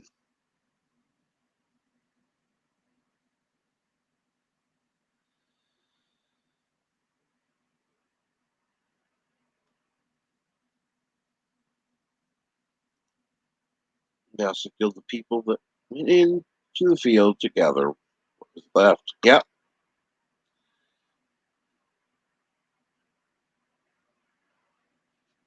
They got everything useful and got out.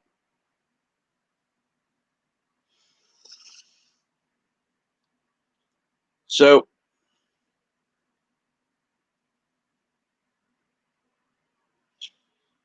let's see here. We can, and good morning, Kim Kim. How are you doing today?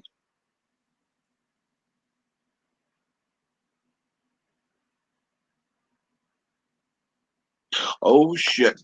Oh, my God. It's almost, oh, my God. I'm late.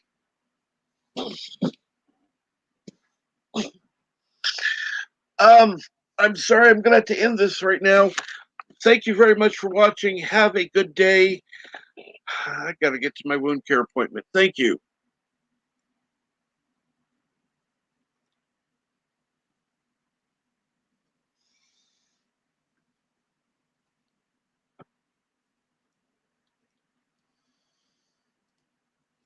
Take care, everybody.